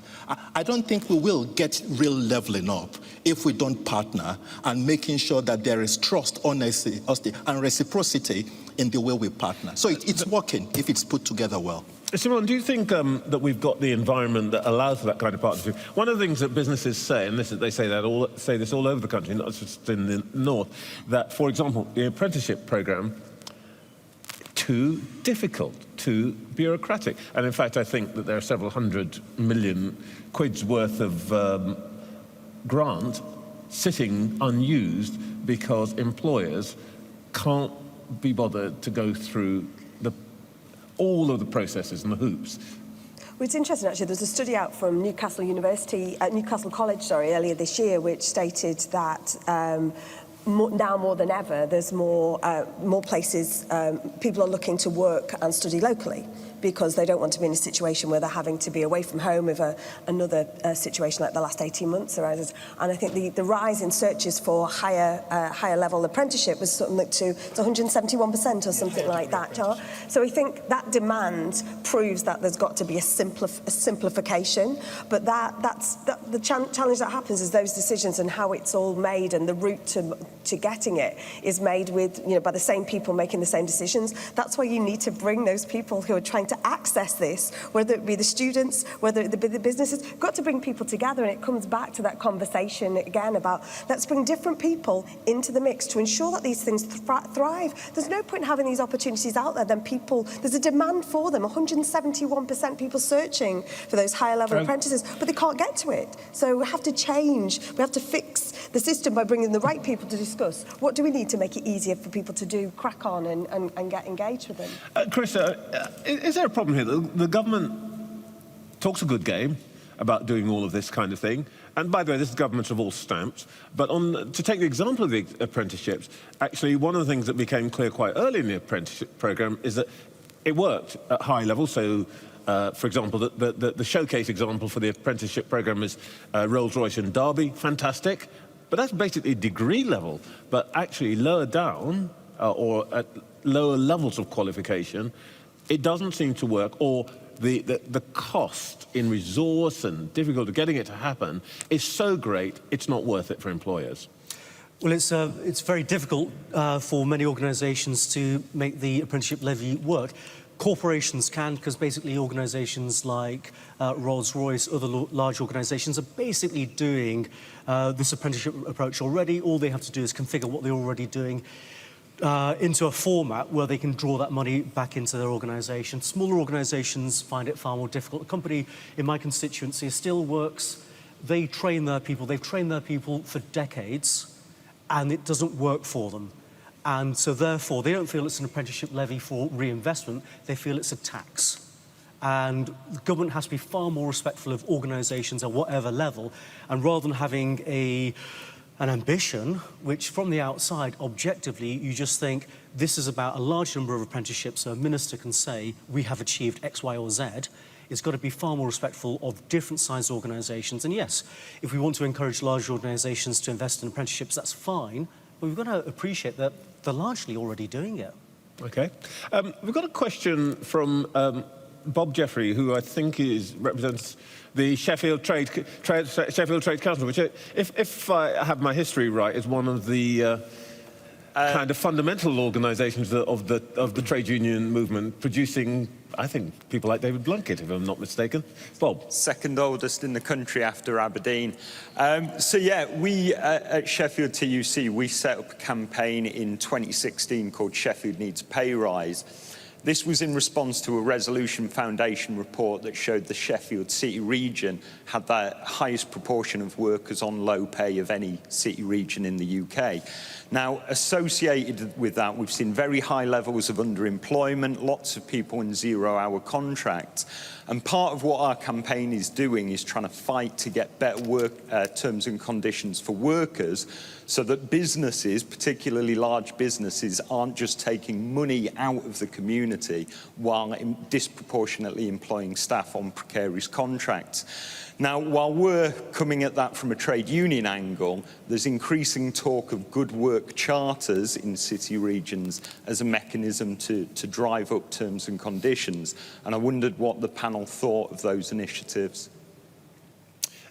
So, Payne, you probably can't move in Westminster, which is where you normally work, for people going high wage, high skill, low immigration. Let's leave the low immigration for a moment. I want to come to that. What can we do about the low wage problem that Bob's talking about? Well, this is not something new, we should say, by the way, that this issue about wages and skills we've been trying to fix in this country pretty much ever since the Second World War, and we've tried various schemes of just putting more money in without the productivity gains, and we saw inflation that resulted from that.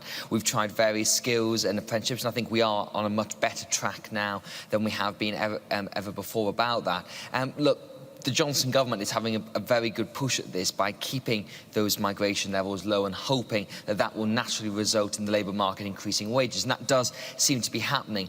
Whether that's happening at a sustainable rate that's going to not result in big economic bubbles in the coming months is yet to be seen there. But I think fundamentally it's that stat you were talking about earlier, Trevor, in terms of the gap of people in the right jobs and the heave between moving between, you know, where we were and where we're heading. And I think when you look at the coronavirus pandemic, it has exposed so much of stuff that was already there but below the surface. Many zombie companies that were based on, you know, very cheap labour, very low-skilled labour and very tight profit margins, they've been wiped out by the pandemic. I don't think anyone fully knows the answer to this, because what we're trying to do in this country, I don't think it's ever been done in such a short space of time so quickly. You know, if Boris Johnson had said, I want to do this in 18 months, you could see a way of going towards that, and it could be a gradual process. Unless they pull back on not allowing more skilled people in through the visas programme, then we're going to try and do this over a very short, quick period of time. And I think we're eventually to see how the public feels about this, because we can see the disruptions in HGV drivers, in terms of CO2 and food production. They will eventually ease, because the labour market will filter out and they will get higher wages. But the disruption to get there is going to be really quite significant. So it's like a shortcut to try and do something we've been trying to do for decades. So when we think about in the industrial north and wages and all the rest of it, I think that the image that comes to mind is usually blokes in overalls in places like this, but actually low wages are more characteristically associated with female employment and to some extent public service employment. Can we actually do anything about that without the kinds of consequences that Seb's talking about, which is we throw money at it, inflation rages, and then we go back to square one? I think we're at a sliding doors moment. I think what we've seen in the last 18 months is flexibility. Flexibility that has never been afforded to particularly those who are in low-paid and also in those caregiving roles as well. You know, the amount of money, it's billions of pounds on the economy, that is that unpaid work economy, but that opportunity that should not, I don't subscribe to build back better, I subscribe to build forward better, because I think, you know, it's not about just taking, or we'll just go back to the way it was. I think it is a sliding doors, and I think we have to take the opportunities around this flexibility, because otherwise we're going to see, we're going to revert back to like a 1950s Britain if we're not careful. If we've got organisations going to change the way and go, oh, we can't do that anymore, you've all got to be in the office, we can't do this. We don't know what's around the corner. I think it's I think someone I was talking to last week was like, you know, this is the worst time to be making a big decision at the moment, because we don't know quite where we are. So I think we have to be careful that we want to go forward better, but we are a sliding doors. We cannot go back to women at home and the low paid jobs and, you know, going into those sort of very stereotypical offices. We have to take the opportunities, and this is where the forward-thinking employers and small businesses can set that culture. There's a study by Ernst & Young earlier this year that, you know, half of people would leave their jobs if it wasn't a purpose-led, you know, employer, if they didn't have that opportunity. And I think where flexibility, it was always a wage and salary expectations. Purpose is now more important for those people on that career track. Chris, the Prime Minister, who's a cheerful sort of bloke, constantly holds out the sunlit uplands, high wage, high skills, all that.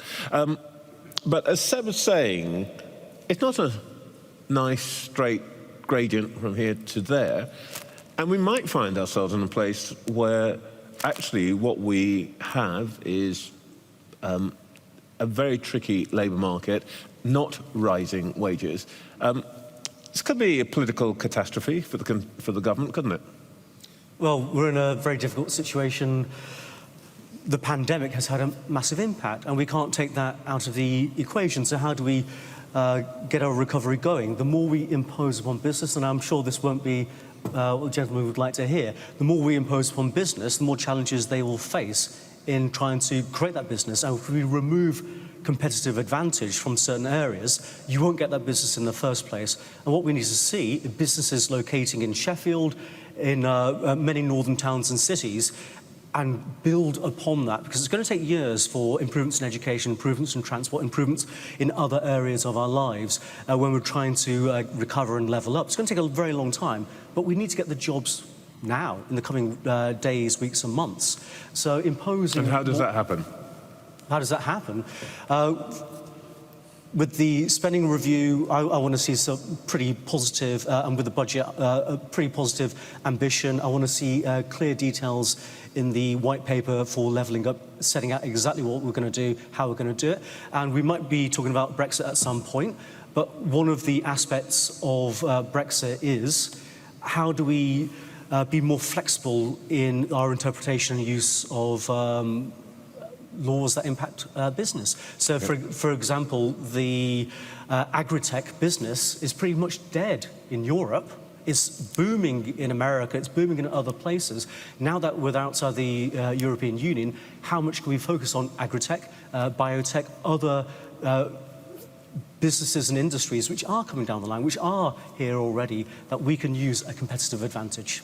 Let me ask a couple of questions. You said... There's something else I wanted to quickly come back on there, if you don't mind, which is that technology is very crucial to all this as well, that many industries, you mentioned agriculture, are going through a great wave of automation. That is going to be key. But I don't think you can rely on that to make up for the gaps within the labour market. You've got to be very careful about this, that technology is coming, you need to be ready and to adapt to it and to get, crucially, those productivity gains you don't automatically get with higher wages. But you can't wholly rely on it. That, in fact, is exactly the point I wanted to come to.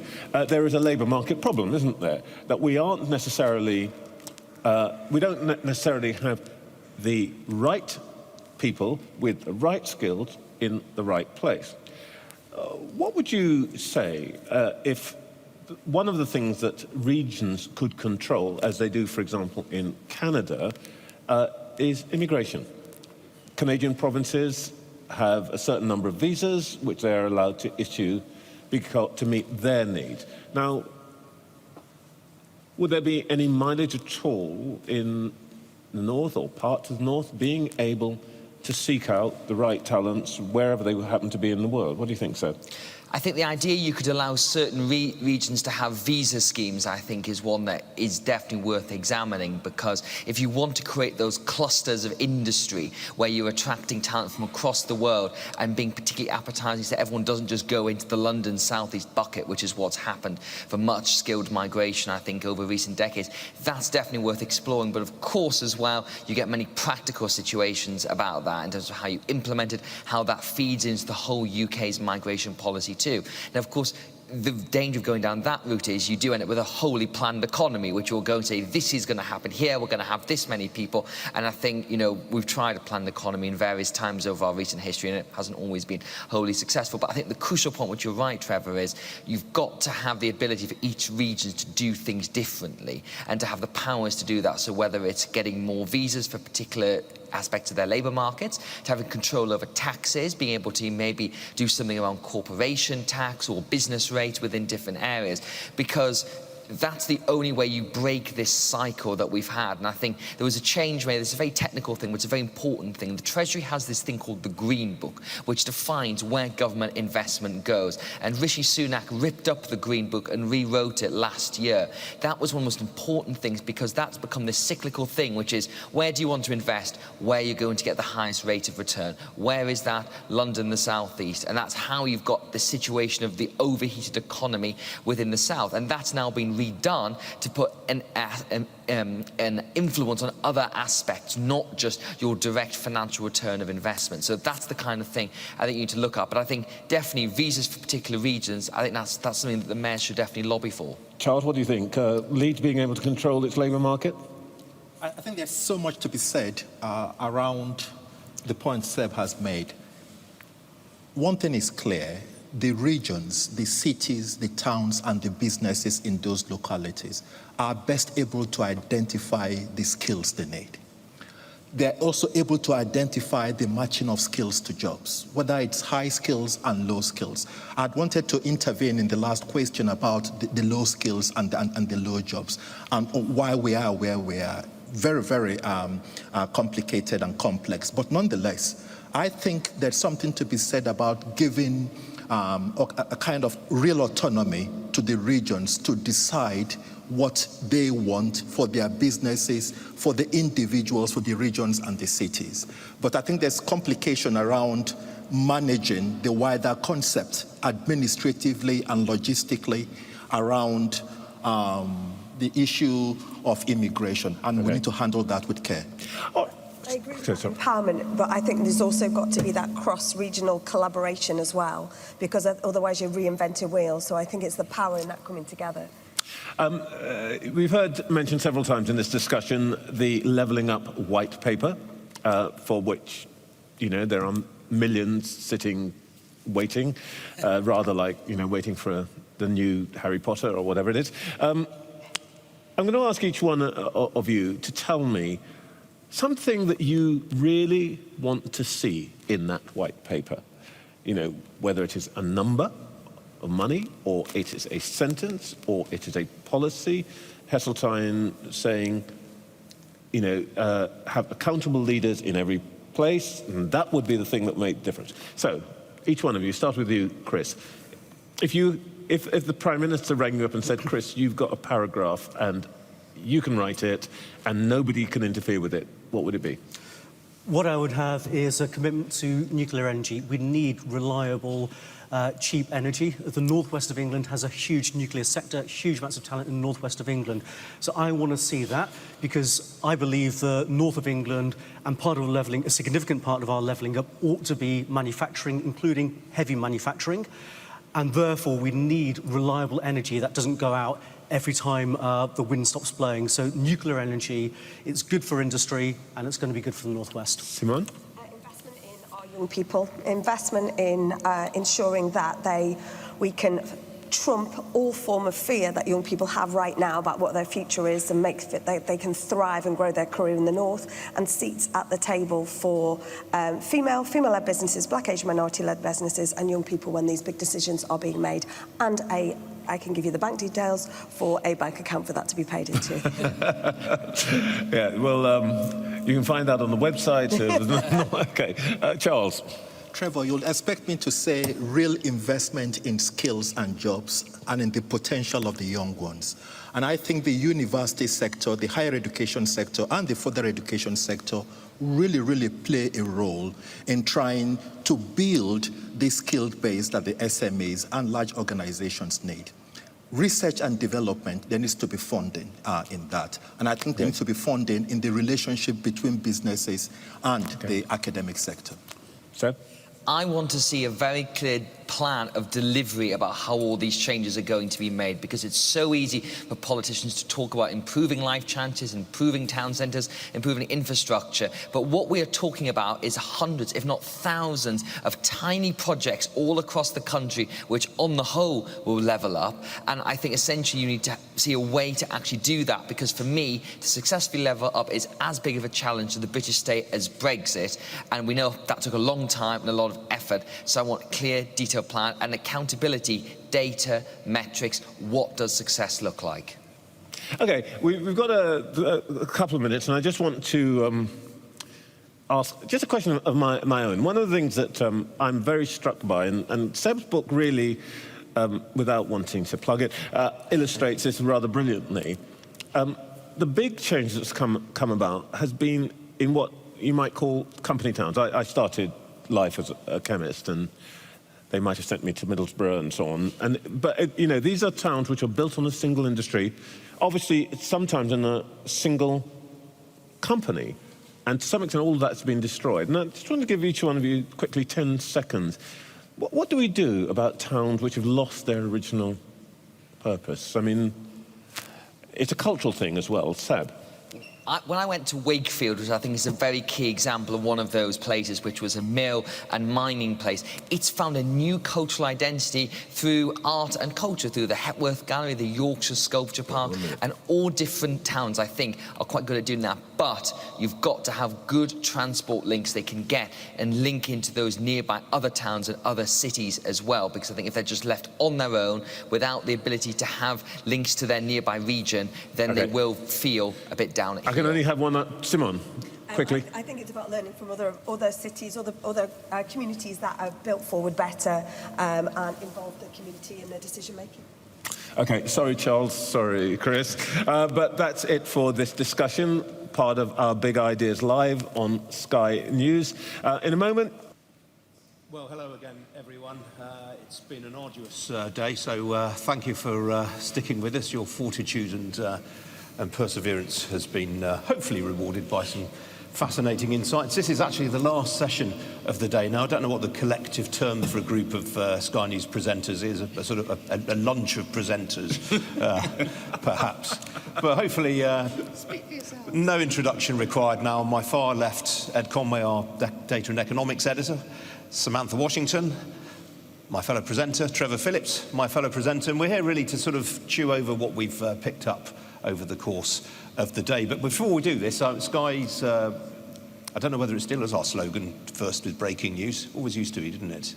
But we do have some breaking news, which Ed can talk to us about, which is that we've had the latest World Economic Outlook from the IMF in the last hour or so. So, Ed, what are the highlights? Yeah, normally this time of year I would be in Washington, but I've chosen Rotherham over Washington, D.C., and I think that was the right choice, definitely. But so the IMF are having their annual meeting at the moment, and they've just brought out their World Economic Outlook. So this is their kind of... they do it every 6 months, their opportunity to look at the state of the global economy. And actually what's interesting, and it kind of feeds into, I think, stuff on all of our sessions, is they've cut their global growth forecast, and they've done it partly in the face of what we've been talking about, you know, the supply chain crunch that we're all facing. They've raised their inflation forecast, and a lot of people are looking at that and saying, you know, is that a kind of a bit of a stagflation warning? I mean, I don't know if I'd go quite that far, but nonetheless, lower growth, higher inflation, and it goes back to this point that, you know, that we are in this kind of very difficult moment at the moment. To some extent, you know, there's a good news story behind it, which is that you've got the global economy growing at the fastest rate that we have ever seen, you know, in the post-war era. We're just not used to, the machine is just not used to 6% growth, which is kind of what we've got in the UK and the US and in loads of other places. But as a result of that, the whole machine that underlies it is really struggling to keep up. And then you have kind of this energy price shock, and you've got all of the other things interacting. So the IMF's kind of put their tuppence in, and they you know, they are officially concerned, which I imagine is the story that we're going to be kind of talking about for the next few days at least. Absolutely. I mean, one of the big themes for me that's come out of today, and Sam, certainly when you were talking to Mark Carney, it came out in spades, which is the rising costs of the transition away from fossil fuels, that pivot towards net zero. The cost is becoming ever clearer. And I wonder whether the authorities are actually being honest with publics about that around the world. Well, I think there's a lot of debate about to what extent the government needs to be subsidising this, to what extent individuals are going to be responsible. But I thought one of the really interesting things that came out of talking to the former governor of the Bank of England was the delta in the amount of investment now going into on companies' balance sheets towards net zero goals. So he was talking about back in Paris, less than a third of countries that were there had net zero commitments, and after that, that's gone up now to 3/4 of countries. But cascading down from governments getting involved has been corporates also getting involved in green recovery and investing in green infrastructure. And he said that corresponding number had gone from 5 trillion invested on companies' balance sheets up to 90 trillion. Of course, there's still a lot of challenges because 90 trillion is an awful lot of money, but we need hundreds of trillions to invest in green infrastructure. Some of the sectors are already profitable, I think solar and wind, and you can see what's happened with the electric car industry as well. You know that you have the electric car companies that are worth more than a lot of the other top car companies combined, but it's getting that money, which is out there, isn't it, Ed? I mean, that's the size of the global savings glut that we need to somehow incentivize to get into these green sectors, some of which are not yet profitable. And it's about getting that right combination of government support, corporate finance, getting all those incentives aligned to get the money where it needs to be. Well, it is. I mean, the world is awash with liquidity, but at the same time, with so many people chasing these assets, there's going to be asset price inflation, and you're already seeing it in the elevated prices that the likes of BP and Shell are paying, for example, to develop offshore wind farms. I think, you know, what's interesting is that it feels real. You know, all of us have been to kind of conferences, you know, perhaps like this one or others, where people have talked very boldly about what they're going to do about net zero, about kind of greenifying their processes. But in the last kind of 3 or 4 years, it's just started to feel more real, hasn't it? And that's kind of what Mark Carney was kind of talking about. That has turned into real money now. It's turned into real commitments. But what's interesting, like you say, Ian, is the fact that it's very easy to make bold promises. It's very easy to, you know, be at COP and make a promise about something that you haven't necessarily got a kind of strict plan for, like Sam was quizzing Mark Carney about. But when that becomes real and you actually have to implement it, and it leads to higher inflation, it leads to higher energy costs, then things can get crunchy. And I feel like we're kind of getting to that crunchy stage now. Yeah. You know, solar is much cheaper now. Why is it cheaper? It's cheaper partly because we've got better at making solar panels, but it's cheaper partly because most of these solar panels are made in China, and what is powering that process? Coal. And coal is very cheap. And now suddenly China is deciding, you know, whether it's actually going to start using coal, actually be using as much coal as it was before. And suddenly, solar might not look quite so cheap in the future. So, you know, this is where it gets interesting, I say, you know, in italics, because I think the next few decades are going to be more crunchy when it comes to the net zero debate. And it's going to affect all of our lives in a way that it hasn't before. And I imagine, you know, the public and many of your businesses are now actually thinking this is something we need to think very seriously about. It's real.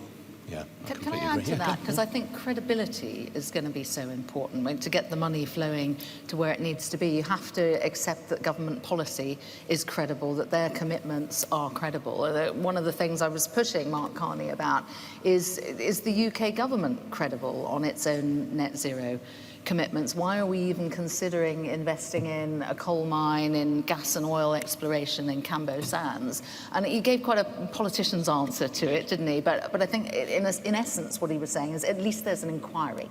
They haven't just gone ahead with it. And when you do the inquiry, you have to look at the cost and benefits of it, which might not sound very satisfactory, because, you know, there is another answer, which is just say no. But actually, if you do the inquiry and you're exposing the fact that there won't be any more need for what comes out of this coal mine from 2035, then you start to think, you know, the financial institutions won't be investing in these things if they think that it's going to be a product that doesn't have lifespan anymore. But you need coking. See, the thing is, you need coking coal for solar panels. That's, you know, again, it's the complexity that I don't know if government has actually fully comprehended that, but you need coking coal, not just to make steel. Does Kermit the Frog understand it? Yeah, I don't think Kermit the Frog has got that one either. But I mean, I think he's slightly further ahead than some politicians, dare I say. But it's not, you know, the green transition involves creating a lot of carbon. And that's the paradox that I don't think has been fully explained to, you know, to the general public and maybe even to the politicians as well. And that's why, you know, he gave a politician's answer. But I think until that has, you know, has been properly explained about what the trade-offs of saying no to it, I mean, I don't think it's easy. I genuinely don't think it's easy, is it? The sort of mechanisms you need in that transition period are things like carbon offsetting, and then you get into the arguments, well, you're just allowing people to pay their way out of their emissions, but you need to get from A to B, so there has to be a way to it. Yeah. I mean, Trevor, you grill politicians every week. Do you ever get the sense that there could be more honesty from them about the cost of the transition? Well, I think there could be more honesty if I thought they knew what they were doing, actually. People can only be as honest as they know. And I do think, unfortunately, that in politics, exactly as Ed was just saying, we haven't really started to have a proper conversation about what many of these things mean. So, for example, one of the things that surprises me is that politics isn't talking about what, I don't know if it is, but it could be an ESG bubble.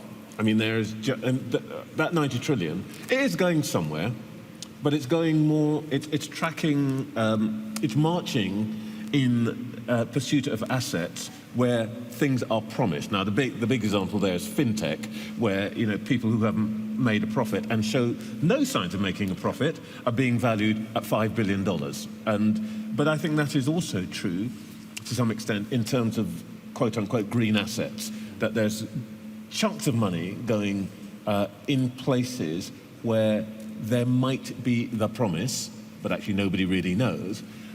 And the second thing is, I think Sam's point, very, very important. It's going to be harder before it gets easier. There's going to have to be, if any of these technologies is successful, there's going to be a load of money chucked into it before anything comes out of the other end. I mean, we have the example for us, we've spent gigantic sums on nuclear. Now, and actually, we sort of knew what would happen with nuclear, that eventually it would pay off. But even now, 60, 70 years on from Sizewell B and all that, it's only just starting to wash its face. So I think there's a big problem that politics basically is not equipped to deal with, because when I talk to politicians, there's no point me talking to them about what will it look like in 2050, because most of the time they can't even see what it's going to look like at 2050 tonight. They're just governed by the electoral cycle, aren't they? Yeah. They're thinking in 5-year cycles rather than 50-year ones. Yeah. I mean, one of the points that you tried to tease out of Mark Carney was whether the UK is setting the right example as we approach COP26. Yeah, I mean, the UK government's been criticised by its own independent climate change committee, as I'm sure many of you know, for not having really a detailed plan. We don't know, what the roadmap is to get to net zero. We don't know what it's going to cost, and we're also hearing a lot about the tensions with Treasury. About is Treasury going to stump up for this when we've got COVID to pay for and all the rest of it. So just remind me of, sorry, somebody's talking to me in my ear and I lost track of what I was saying. No, I was just saying, what did you make of his answer then when you tried to tease that out of him?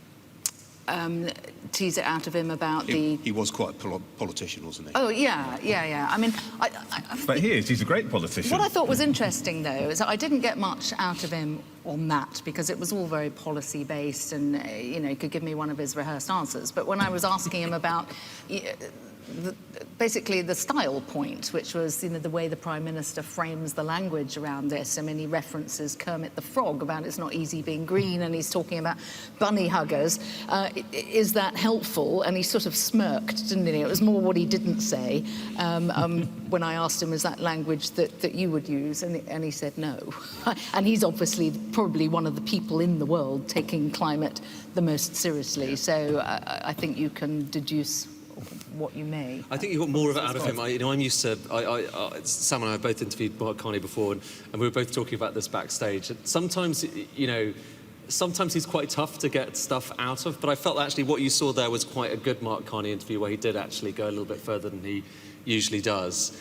And I think both on the coal mine, he talked slightly kind of more freely about that than I expected. Also about energy bills for households and businesses in this country. And again, it comes down to the fact that a lot of this stuff is no longer academic. I think that's it, isn't it? This is becoming real. It's real for many of your kind of executive decisions. It's real for many households as well. And you can't avoid it. You can't just talk in kind of generalities anymore about this, which makes it more tangible for us as a news organisation, but also for the country. Yeah. We haven't got an awful lot of time left, but before we do, Trevor, if I can put this politely, you have more miles on the clock than the rest of us. we've had this sort of... He's younger than you. Certainly in spirit. Yeah, it's the drugs in, it helps. I mean, we've just gone through this period where we've had queues at petrol stations, the talk is of inflation, of stagflation. There's more than a sort of whiff of the 1970s about this. As someone who's around in the late 1970s, I mean, I was there too, but I was only at school. I hasten to add. I mean, do you think the comparisons... He's going to get into far many knots here. do you think these comparisons with the late 70s are being overdone? I don't think they're being overdone, but I think they might be might mislead us. In summary, I mean, I interviewed Michael Heseltine, who was a minister in the 73 when we had the 3-day week and all that. And I was saying to him that I was a student at the time and they locked us out of the laboratory because, you know, we didn't have the power to do the work that we were supposed to do. And if I had to go to the library, I mean, no student goes to the library in daylight, for God's sake. I mean, you'd have to have a candle. Happily, I didn't go to the library ever, so it didn't matter. But the point is that I think what we were seeing there was the end of something. The disruption was we could see the end of primary industries, coal and so on, coming. We didn't know what was coming next, but that was all about the end of something and how we managed that process. Today, I think what we're talking about is the beginning of something, and we just don't quite know how that's going to work. And it struck me that the panel that I was doing, just thinking about it, Simone Roche used a good example of a digital company that's succeeding in lead. And it struck me, what we're talking about now is a destruction to some extent of geography. Now, the North used to be the North because of coal and salt and iron and ports. Now, in a world where those things have gone, frankly, those industries have gone somewhere else, and what we're doing now is what Hugh's talking about in Leeds, geography is destroyed. And one of the things I'm just wondering is if we've slightly kid ourselves the whole of today that there is going to be something separate called the North, and whether what separates us is not going to be the primary, you know, economics and so on, but it's just whether how you say the word for the thing that you get into when you really want to wash your whole body. I'm trying not to say it. Begins with B. Bath. Yes. Or bath. No, it's a perfectly good point. And I mean, the way that digital infrastructure is being rolled out, you know, the working from home phenomenon is very much a part of that, isn't it? Yeah. But that is basically all we've got time for. Trevor, Sam, Ed, thank you very much. That concludes today's event. We've really enjoyed being up here in this absolutely astonishing building, somewhat chilly at times, but hope it hasn't been too uncomfortable for you with the heating on. Thank you for engaging in some fascinating discussions and for being here and sharing your thoughts with us in person and online. We are going to be back at some point very soon with more Big Ideas Live. But in the meantime, thank you very much indeed for your company today.